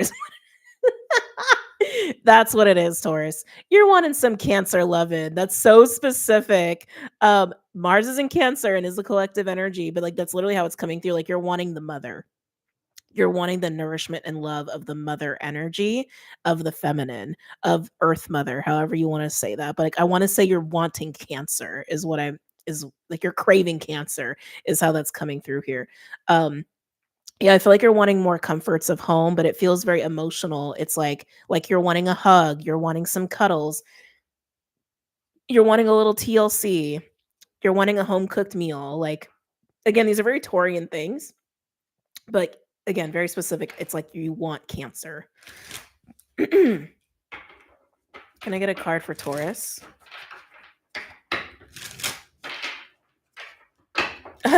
Yes, I want some loving from a hot guy. A hot cancer guy? It's so funny. Any messages or insights for almost called you cancer for Taurus? Maybe you have cancer in your chart and maybe you just need to like tune into that piece of you, you know? I'm late AF. Oh, it's okay. This is gonna post after the fact with timestamps. Okay. But yeah, you're wanting like the hug and the touch and the comfort of like a very motherly healing energy is what you're wanting right now. Safe, a very safe energy. Oh, a safe energy, a very safe energy. Some you guys may be missing somebody. And I'm hearing like trust, like a safe, trusting space. But I really feel like it's like the emotional affection from a person is how it's coming through. Any other messages or insights for Taurus pertaining to this spread? Am I taking this one? Yeah. Interesting. I didn't even know this was a card in here. The sirens. The sirens. The sirens. Or is it less sirens? I don't know. Use your voice, expansion, and freedom. Hmm. So Taurus, I swear to God, I almost called you Cancer again. There's something about you and Cancer, okay? Again, you could have Cancer in your chart. It wouldn't be shocking considering how close Taurus and Cancer are. But with the sirens coming out, I feel like that comfort you're looking for, it is absolutely about learning to give that to yourself. Okay? Because the sirens coming out is a much more independent energy than that. I'm not saying that you're not independent. You're not saying that. Not saying that. We all crave a little comfort from time to time, right? Um, but just how do I want to say this? Because I am getting the heart space with you more than anything, even though the sirens really speaks of the throat. Um, so much going on here. The comfort, the yearning that you're craving. There's something about that again, I feel like you have an opportunity here to learn to give that to yourself, to not seek for that outside of yourself. And I feel like there's a lot of healing there. There's a lot of healing there. And I feel like there's a lot of healing going on in the heart space with that specifically. And that does tie into the throat. There's a long thread, is what I'm hearing too. There's a long thread happening here with you, Taurus. Again, I keep wanting to call you Cancer. Like, if you can become aware of why you yearn for that or why you're currently yearning for that. And again, learning it's almost like learning how to be your own mother as well, like learning how to be in your own Cancer energy, even though you're a Taurus. This is also coming through. Um, there's gonna be a newfound freedom and independence in that. And again, I'm not saying you're not independent, it's just a new level of it, a new experience of it. And there's something with the heart and the throat with you. Cheryl, thank you for the 4.99. Thank you. Yay, I'm glad I saw it because I was like in it and I'm like, sometimes when I'm in it, I miss these. So thank you again for the 4.99. Very cute with the cats and everything. I'm trying to like it, but it's not letting me. But I did heart it. So thank you.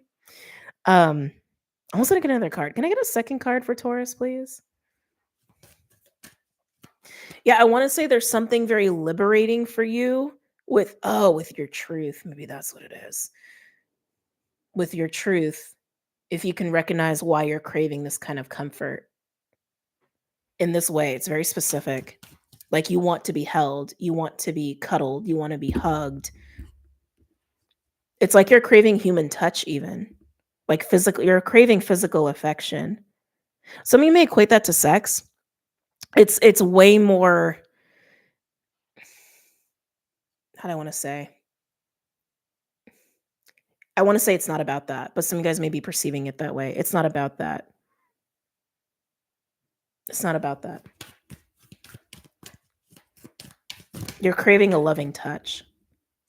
Beneath the surface, what's really driving you? Yeah, what's really driving you? True motives. Breaking free. I'm like, I knew it. There's a reason you're craving these things. Okay. And when you actually get into yourself and like really see why you're craving these very specific things, you're craving touch or physical intimacy. Oh, Taurus. Okay, there may be something going on here as well with your relationship or beliefs around sexual energy and affectionate touch. Some of you guys may have not had a lot of affectionate touch growing up, so you guys might have almost had too much. Maybe some of you there's sexual trauma in there. This is like there's a lot going on across the board. But when it comes down to it, there's something about your relationship to physical touch, sexual intimacy, and the archetype of the mother. This is very specific. That's calling for your attention right now. Because again, there's a reason you're craving these things, specifically with physical touch, okay? More than the others. There's something underneath that. There's something underneath that. And if you can go there with yourself, I want to say you're going to liberate yourself. It almost feels like from like a coping mechanism, like an unhealthy coping mechanism. Some of you guys, it could even just be straight up codependency, okay? But you can free yourself. And even within that, there's also this like, I want to say claiming of your voice, to be honest, being able to exercise your voice. Oh, this is so specific. It's interesting. I want to say even in terms of intimacy.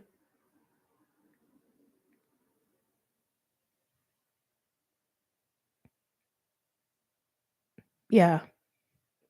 There's something about physical touch and intimacy in your life, Taurus. This is not for everybody, for whoever's resonating with this.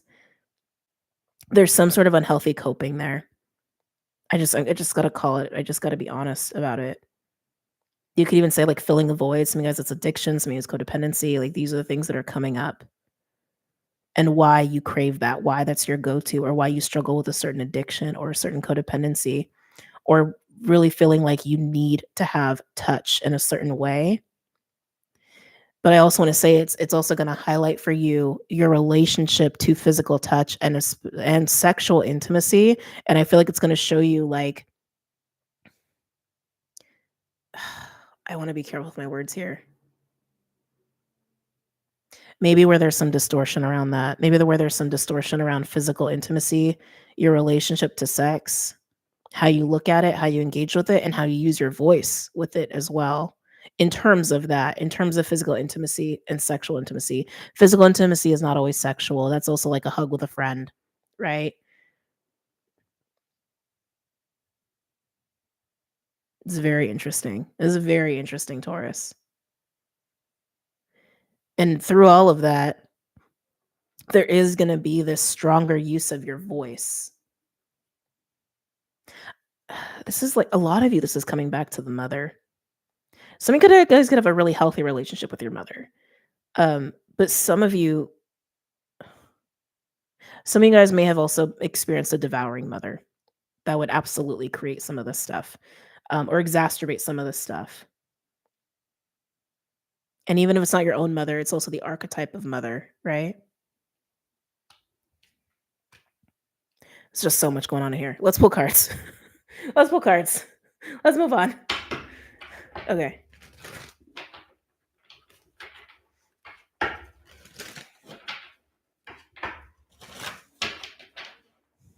Again, I keep feeling physical touch and intimacy.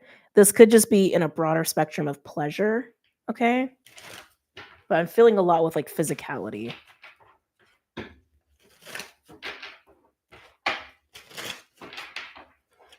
Any other messages or insights for Taurus pertaining to this spread? Why does this keep getting like tilted down? Maybe I'm doing it. Okay.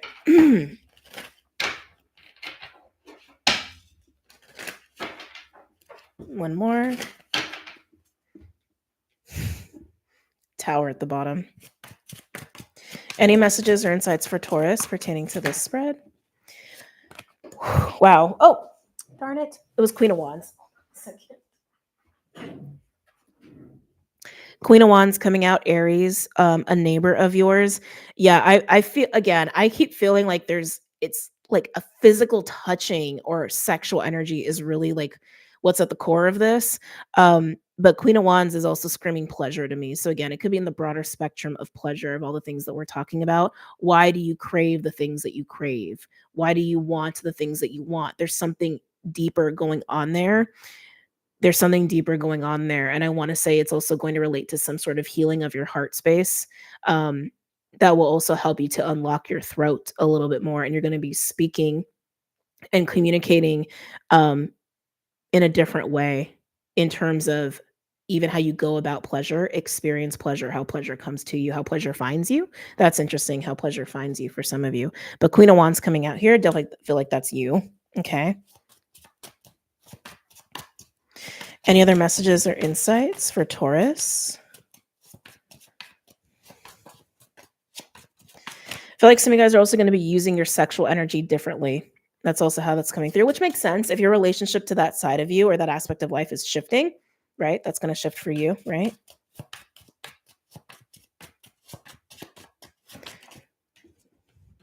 Oh,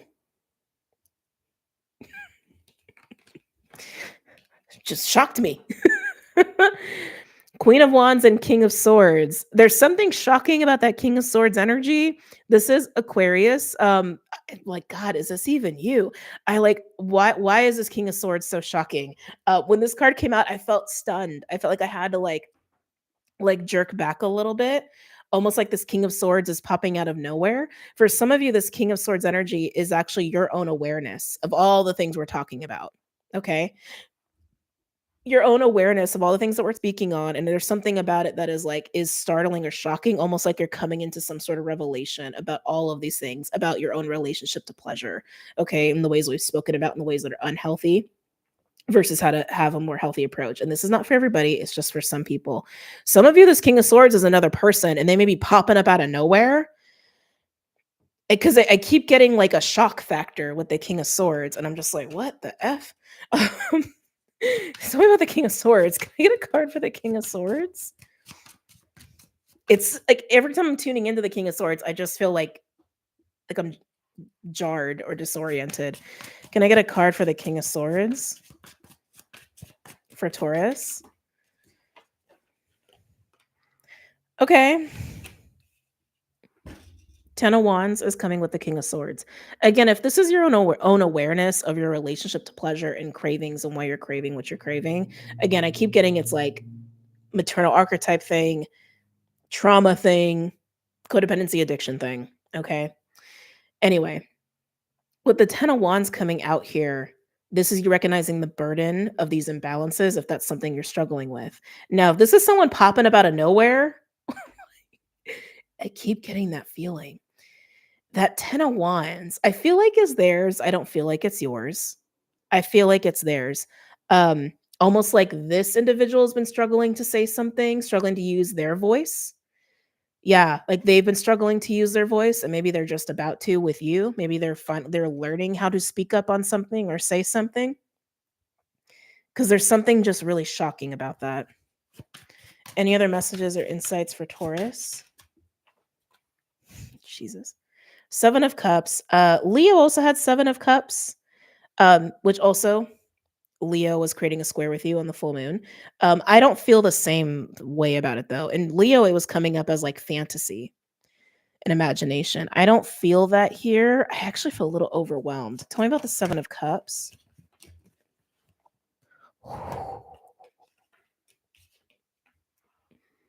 King of Cups, and on the bottom we have healing with Temperance. Oh, okay. Taurus, this reading just got complicated. If it wasn't complicated enough already with all of the intricacies of the stuff that I was channeling. So, some of you, this is your own awareness to your relationship to pleasure and any unhealthy things that are going on with your relationship to pleasure and all the ways I talked about. Some of you, the mother archetypes of maternal energy are also wrapped up in that, including how we comfort ourselves. Okay.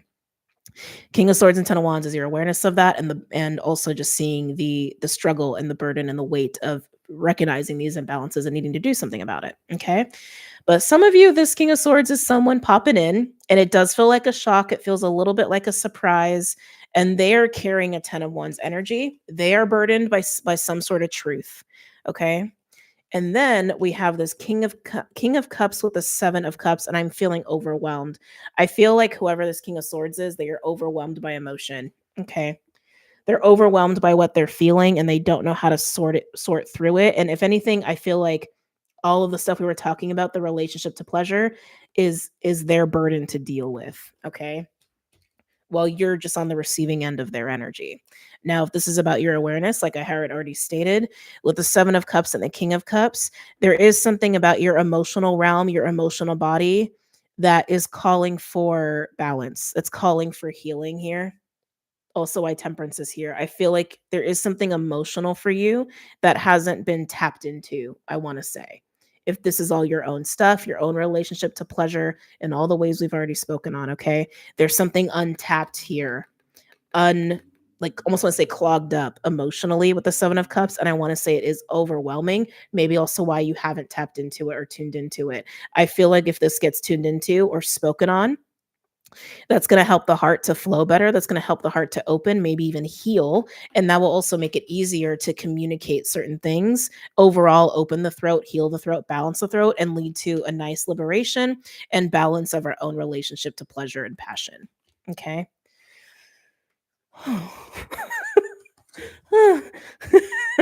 That's what I feel about that reading, Taurus. Oh, you made me work today. Okay. Sorry, I know I keep hitting the microphone. All right, Virgo. Let's get into it, Virgo. Virgo, are we going with roses or water? Ooh, we're going with roses. Okay. Virgo. Any messages or insights for Virgo for this week, for Virgo's highest good? Okay, I feel like all the earth signs may be having a little bit of a shock factor because now I'm feeling a little bit of a shock factor with you, Virgo. Like, it's this it's this feeling of bewilderment. It's this feeling of like, er? Like, what? Like, what? It's like that's what I'm getting with you. That's what I'm getting with you. Something is shocking you and leaving you a little stunned, a little bit like, what just happened? What did I just see? What was just like it's shocking. There's something shocking with you too. I wouldn't be surprised if this happens to Capricorn as well. Uranus is in Taurus. It's been in Taurus, but it's also been activated by the full moon too. Okay. Can I get a card for Virgo? The Return. A new story.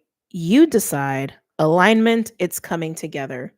We also have healing the mother line on the bottom. So this also may be a theme for earth signs dealing with the mother wound or just mother energy archetypes. But this is a very interesting one. It's giving me judgment vibes, Virgo. Yeah, it's giving me judgment vibes. Again, the shock factor. Something's presenting itself to you this week is what I'm getting. Something is showing itself to you. It could even be someone coming to you and telling you something, offering you something, divulging something. But I want to say something is like boom, like hitting you like right in your face, and you're just like, what? Like again, bewildered, a little stunned, a little confused.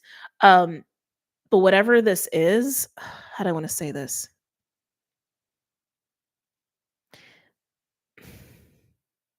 Oh, how do I want to say this? Oh, how do I want to say this? It feels necessary. It feels necessary. Whatever this shocking thing is that is moving into your awareness or is happening to you, it feels very tower oriented. But again, it could be somebody coming to tell you something, or it could just be something happening in your life and it's just shocking you. I feel like it's a positive thing, even if it doesn't seem like it. I feel like you don't even know what to make of it. That's the thing. I feel like you're just stunned. I feel like a big question mark with you. Like you don't know what to do with it. Like you don't know what to do with it. Um, if it's some sort of offer, I would say don't respond right away. Actually, I would say don't respond at all. Like don't react. That's what it is. Don't allow your reaction to just like happen. Like I want to say take your time. If you have a tower moment, or if you find out some shocking information, or someone steps to you, confesses something, offers something, you have an accident, whatever, it's like, I wanna say just take your time with it, like, to, like, let yourself get used to what just happened, or what has just shown itself, what has just revealed itself. That's what it like, yeah, get used to this new information. That's okay, that's how it's coming through. Allow yourself to get acclimated to this new information, or to this drastic change that's happening. Yeah, yeah, yeah, that's what it's feeling like. That's what it's giving me, judgment card, like, all day.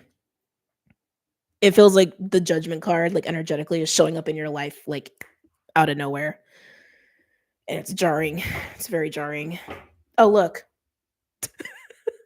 You saw me. I just literally bloop, I just, like, cut the deck. Tower and Temperance. Let yourself acclimate to this new information, and to this change, to this shock. Just let yourself acclimate. Give yourself time, okay? Yeah, I wanna say don't do anything with it until you've acclimated to whatever is happening, okay?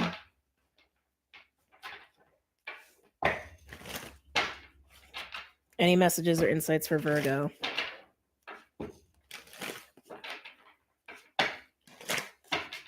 Any messages or insights for Virgo for this week, for Virgo's highest good? One more. Oh shit, it's gonna be another 4-hour video. Can't help myself.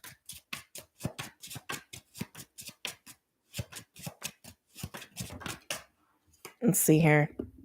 Okay. 7 of Wands. Pretty sure this is Mars Leo energy. I just got really dizzy in your energy. So you guys could have some crown stuff going on. 7 of Wands is bravery, it's confidence, it's a fighting energy. It's feeling like you have the upper hand, the higher ground, ready to take a stance, ready to fight. Um, Defensive. This could be you, this could be someone else. Let's get some more information here. Why is the 7 of Wands here for Virgo? It's giving this vibe of fending off is what it is. Can I get a card for the 7 of Wands? Why is the 7 of Wands here for Virgo? Oh! 2 sevens. Sevens could be synchronistic for you, or an important number for you. 7 of Wands and the 7 of Swords. Okay. Fending off with the 7 of Swords. This feels like being defensive in a way that's sabotaging. That's what this feels like. I don't know if this is, I don't really feel like this is you. I feel like if anything, all I feel from you is confusion. Like and bewilderment. That's all I feel from you, is a big fat question mark of what the F am I dealing with? That's like all I'm getting from you. So the 7 of Wands and 7 of Swords, I don't think this is your energy. Tell me more about the 7 of Wands and 7 of Swords for Virgo. Watch the 7 of Cups come out. Okay. Yeah, this is self-sabotage. That's what this is. We have the 7 of Wands, 7 of Swords, and the Sun. This is someone just fighting in a sabotaging way, in a self-sabotaging way. I want to say literally sacrificing the sun. Yeah, literally sacrificing the sun. Why do I feel like you're watching this play out? This is so bizarre. Virgo, you got to tell me what's going on in your life. This is very bizarre. I feel like you're watching this play out. Like you're watching somebody sabotage like happiness, like you're watching somebody sabotage their own new beginnings. Virgo, you could have done this in the past and maybe you're getting a second chance at the sun. I mean, the return does speak of that, a new story, you decide, right? It doesn't always have to be the way that it's been. Yeah, okay, that's what I'm getting with this. It's like somebody's acting out of old patterns, acting out of their victim story, That's what I'm getting. Someone's acting out of their victim story. And so all it's doing is just like keeping them in a loop, keeping them stuck in that victim story and not allowing for new opportunities, new things, joy, happiness, right? Just having a new experience is not allowed for this person because they're not allowing it to happen. They're not allowing themselves to change. They're not allowing them to not be a victim anymore. That's what I'm getting with this energy. Now, again, this could have been an old version of you. Maybe you did this a lot. Maybe you were stuck in a narrative or a certain story about yourself and now you're finally realizing, I don't have to do that. I don't have to keep being that person. I can be someone else now. I can have a different story. But some of you are absolutely watching somebody go through this. Okay. Lovers at the bottom, representing choices. Any other messages or insights for Virgo for this week for Virgo's highest good? Feeling very lightheaded with you, Virgo. Very lightheaded. Lovers came out again. Yeah, Lovers and the Six of Swords. This is making the choice for peace. That's what this is. It's allowing ourselves to make big life decisions to align basically to the Six of Swords, to move on to something else, move on to something new, move on to a different reality even, right? So this is a choice that can be made.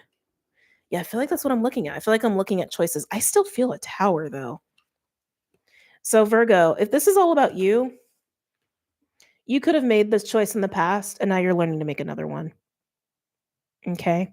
Some of you are watching somebody go through this, like keep making the same decision over and over, stuck in a loop, stuck in a loop, stuck in a loop, and you're just not making that decision. Because again, I'm feeling two different choices happening here. But I still feel this tower. And if you were this person who was doing this in the past, you're not doing it anymore. Hold on a second. 8 of Wands at the bottom, expansion, movement, and communication. Some of you guys, there's a relationship wrapped up in this. With Venus retrograde coming up, keep in mind that absolutely can bring people back from the past. Lazarus moment. It doesn't always have to be that way. They can also come up in your own awareness and in your thoughts. Okay. And if that's happening, it's probably just to reflect and to grow and maybe gain some insight within yourself about your old relationships. Okay. But what's this tower I'm feeling? What is this like confusion, shock factor that I'm feeling for Virgo?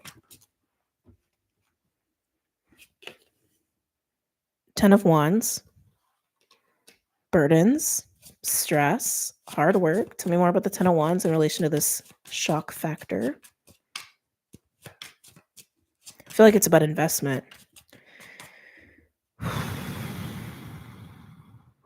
Virgo, I feel like whatever shock you're happening this week, I feel like it's highlighting the amount of time, energy, money, physical energy, physical work that you've invested into something. Again, it could be a relationship, it could be a path, a situation you've been trying to maintain. And I feel like that's why it's so confusing because I think you're going to realize I'm not going to say that you've been investing in a losing horse or anything like that, but that's kind of how it feels. Like what you've, thank you, this makes sense. Whatever you've been looping on, whatever you've been trying to hold, like maintain, invest in, it's not going to take you where you think it's not going to take you where you think. It does have a feeling of a dead end. And I think this is shocking you. And this is a revelation. The shock, it's a revelation. However, it is activated for you. Someone could make you a job offer. Someone could just invite you out for coffee. It could just be a conversation you're having with somebody. It could literally just be a light bulb moment that hits you. Again, the tower can represent a lot of things. But however it's coming to you, the shock is realizing all the time you have put into something, it's a dead end. You can't put anything in it anymore because it's not going to change anything. It's not going to change anything. That's what it is. It's not going to change anything. Some of you guys are going to realize it's actually the way you've been holding on to your own victim story or your sense of identity, right? In the way that we have these narratives. Some of you guys may feel like you might have a little bit of an identity crisis. Can I get another card for the 10 of Wands?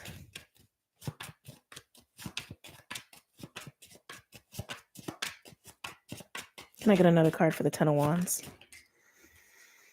Wow. Oh, wow. That just like that. The cards that just came out, I felt the relief on that.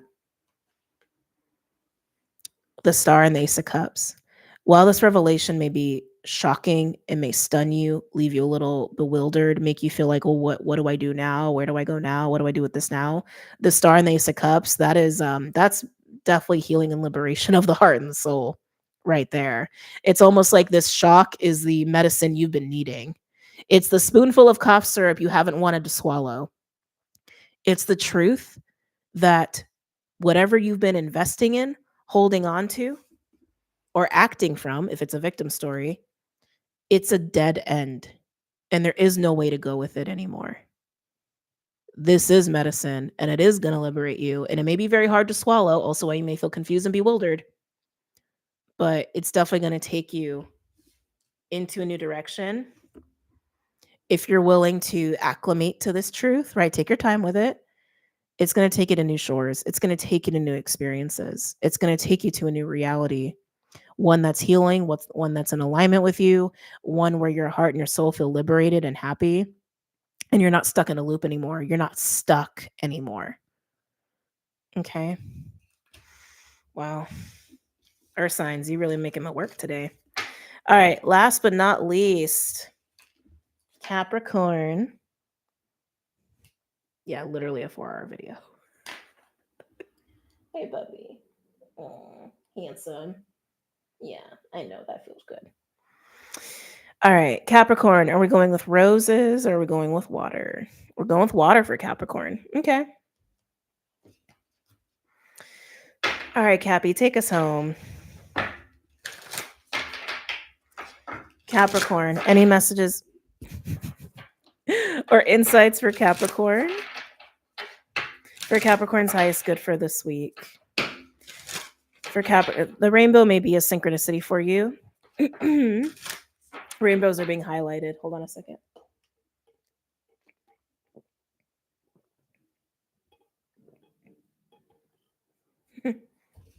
Just getting information. Some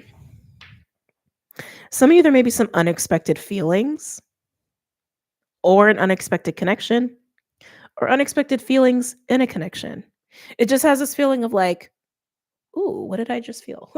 It's got that feeling of like, am I feeling this way about this person? It's like, it's funny, a little shock and a little confusion, similar to Virgo, similar to Taurus. Doesn't have to be romantic. I just feel like there's something unexpected unfolding within a relationship. This could be a friendship. Okay. Almost like you're seeing something you didn't see before, or someone is seeing something about you that they didn't see before.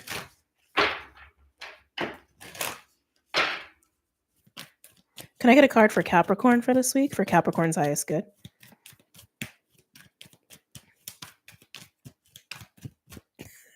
It's, you know what it's reminding me of? Excuse me. It's kind of reminding me of that song from Wicked, like, what is this feeling? But not in a disgust way. Not in a, I think I hate you way. Like, not like that. Not in that way, but it's like, what is this feeling? And it feels like this. And it feels like, it's kind of like that. Can I get a card for Capricorn? Can I get a card for Capricorn for this week? For Capricorn's highest good.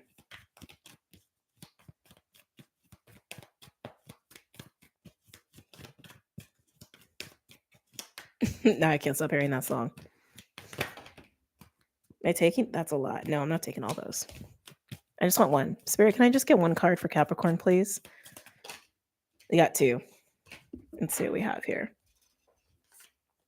Water codes, ancient wisdom, the intelligence is within you. We like it.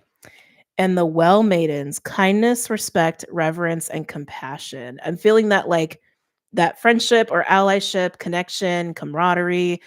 I'm using friendship a lot. I keep getting like a friendship may be part of this for most of you, or the understanding that you have a friendship aspect to a specific relationship in your life with the well maidens.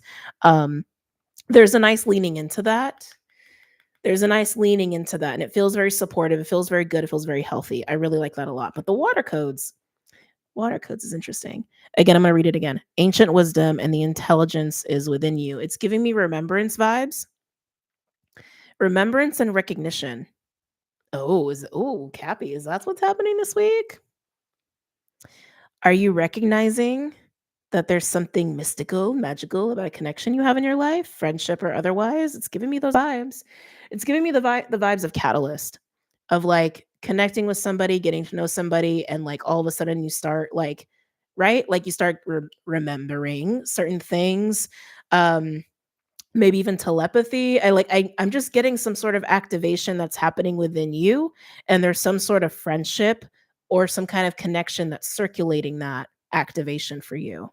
Like you're activating somebody, someone's activating you, or you both are recognizing each other as just like kindred spirits. That there's something deeper to your connection than just like meeting each other, talking and hanging out. Okay?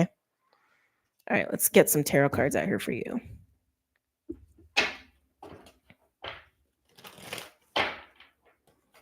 Some of you guys might start to feel like you and a certain person in your life have a shared vision. I want to say that a shared vision. You could even say shared purpose and all of that stuff, but like, I want to say a shared vision. Like, you both care about the same things, you both have similar values, and you both can help each other like reach certain levels of that, experiencing that vision. And I want to say it's rooted in an alignment of values. Yeah.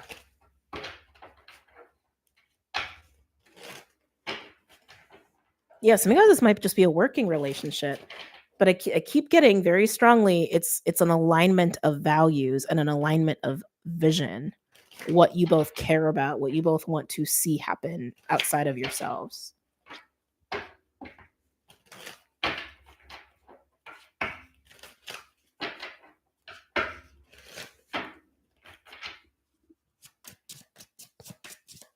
Any messages or insights for Capricorn at this time? For Capricorn's highest good.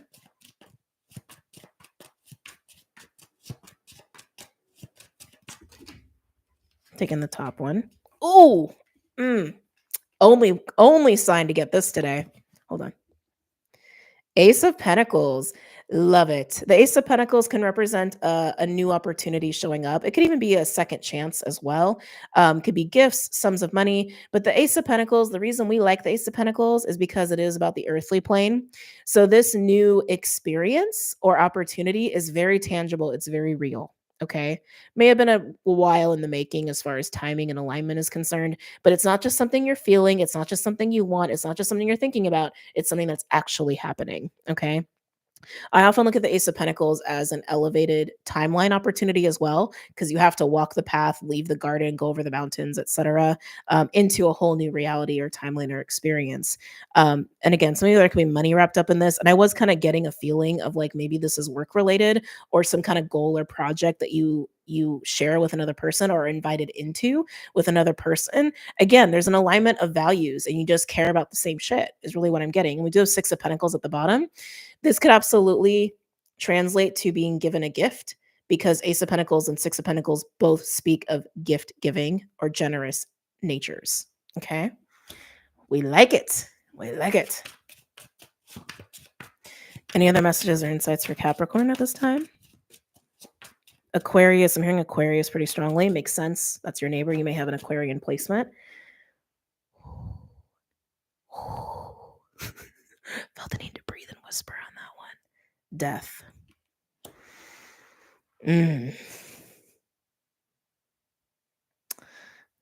Not to be dramatic. Cappies, this is kind of a big deal, okay? With Ace of Pentacles and Death being here. This Ace of Pentacles comes with a massive change. It triggers it. This Ace of Pentacles triggers death. This Ace of Pentacles triggers a massive change, transformation, or ending of something in your life. I almost want to say it's life-changing. And I do want to say that this is also coinciding with some sort of connection or friendship or a working relationship.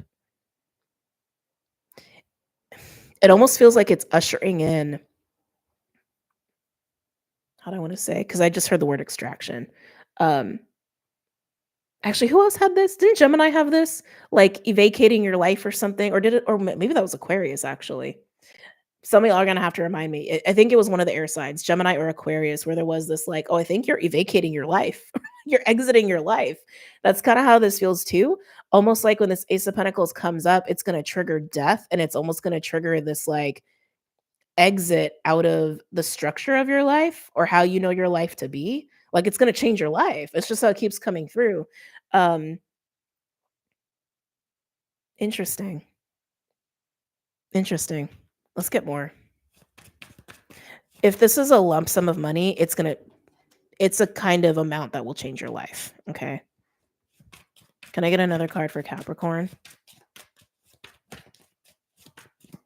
Are we still here? Yeah, we're on the last sign.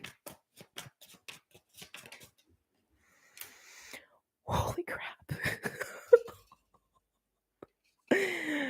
If we need a more confirmation of how life-changing this is, Capricorn, look at that shit. Look at that shit. Ace of Pentacles, death and the world. Wow. Okay. The world is Saturn. You are ruled by Saturn. Some of you guys could be going through a Saturn return, not necessarily. But even with death and the world being here, I feel like both of these majors highlight the experience of destruction and creation, of death and birth, of ending to beginning, and how we can experience it. But the fact that they're both majors and it is the death in the world card, they don't mess around, right? Again, it's really emphasizing the significance, the significant impact of this for you, of destruction, endings, death to creation, to new beginnings, to a whole new freaking experience, and even new karmic lessons as well because of this Ace of Pentacles. I need to get more on this for you Capricorns because this seems like a big deal, okay? Yeah, seems like a very big deal here. Can I get a card for the Ace of Pentacles? Here's you at the bottom. I'm struggling right now. To me, this feels very positive. I mean, like literally, I feel like we're looking at new beginnings of stability, elevated experience, maybe even a new timeline for some of you, but that is going to come with a massive transformation of your life, like majorly life changing. And I keep feeling a friendship or a work relationship, some sort of partnership may be wrapped up in this for you. An alignment of values with this person, I think, is also wrapped up in this for you. But yeah, if you're ready for your life to change, it's here. Can I get a card for the Ace of Pentacles for Capricorn?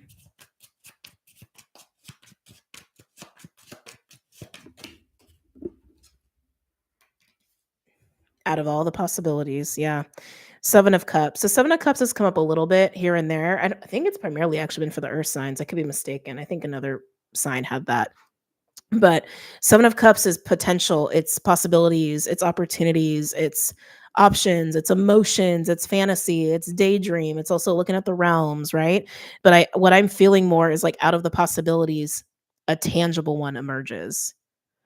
And I don't think you're creating it. I don't. I think it's emerging for you. I think it's emerging for you, but I do think it surprises you. Can I get one more for the Ace of Pentacles?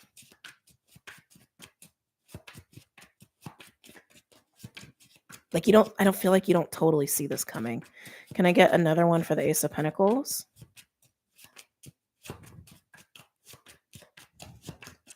Oop.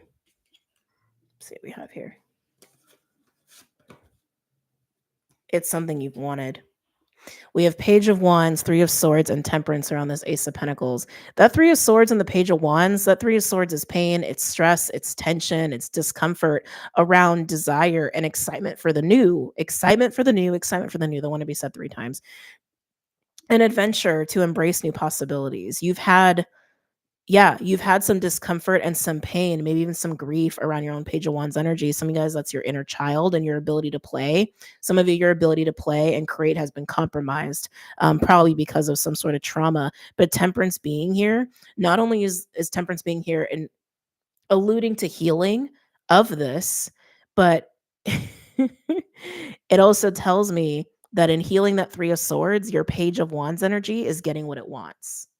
Your Page of Wands energy is getting to express itself and getting to be experienced through play, through adventure,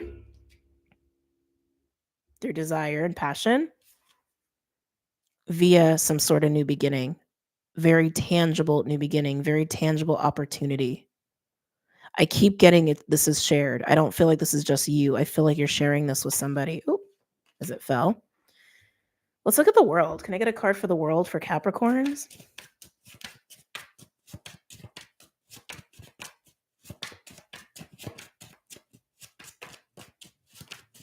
Can I get a card for the world for Capricorn? I said it's shared, and there's the second pentacle. Ace of Pentacles and Two of Pentacles. So this is a decision to embrace it. This is presenting it. Ace of Pentacles is just the presentation of it. Two of Pentacles is us receiving that, accepting that, making choices around that, and finding our new balance with it. Can I get one more for the world card?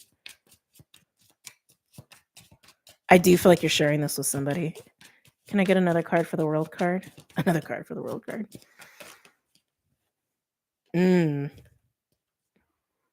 Interesting. Hanged Man with Magician. Why is the Hanged Man here with Magician? It's a process, is what I'm hearing. It's a process. It's interesting because Virgo, I think it was Virgo, had needed time to like acclimate to their change or whatever shocking thing was shocking revelation was coming their way. And I'm kind of getting that here for you too, Capricorns. Like, when this is presented, I do think it's going to catch you off guard the way this comes up for you. Again, very tangible, which tells me it's tied to your physical reality. This isn't just an internal experience. This is being presented to you and coming up in your physical reality. And it's going to take time for you to acclimate to that, which takes you into the death card, because this Ace of Pentacles is triggering death. It's triggering a major change or transformation of your life, or some very tangible aspect of your life, like your work or where you live or your money situation, right? Things like that. And then you get to experience being embodied with it in the world. And whoever you may be sharing, I keep getting shared, whoever you may be sharing this with. That's why the Hanged Man is here. It's like you need to learn to acclimate to this and what comes with this. Get used to that idea. The Hanged Man usually indicates some sort of pause so we can reflect, we can be introspective, right? To come into some sort of truth and awareness, or even spiritual development and growth, to be ready. Oh, Magician fell out of my hands. Leading to the Magician, which is a mastery of your own divine self. Okay. Can I get a card for death? I'm just fascinated, Capricorns. And you are the last sign, so why not? Can I get a card for death for Capricorn?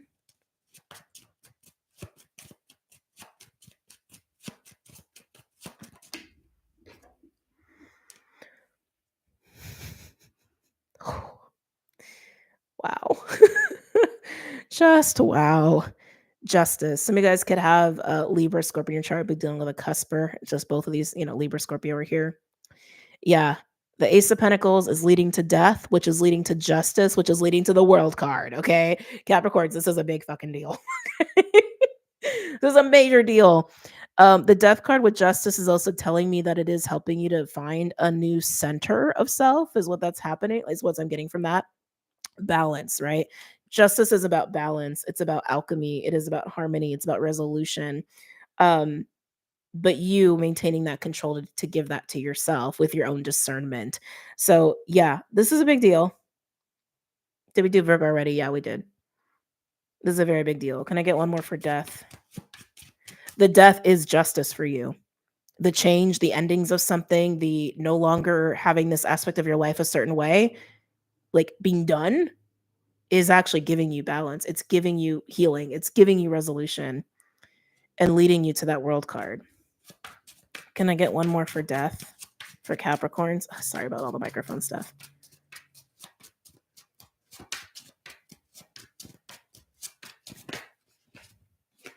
Knight of Swords. Knight of Swords is communication. It's Gemini energy. It's a delivery of truth.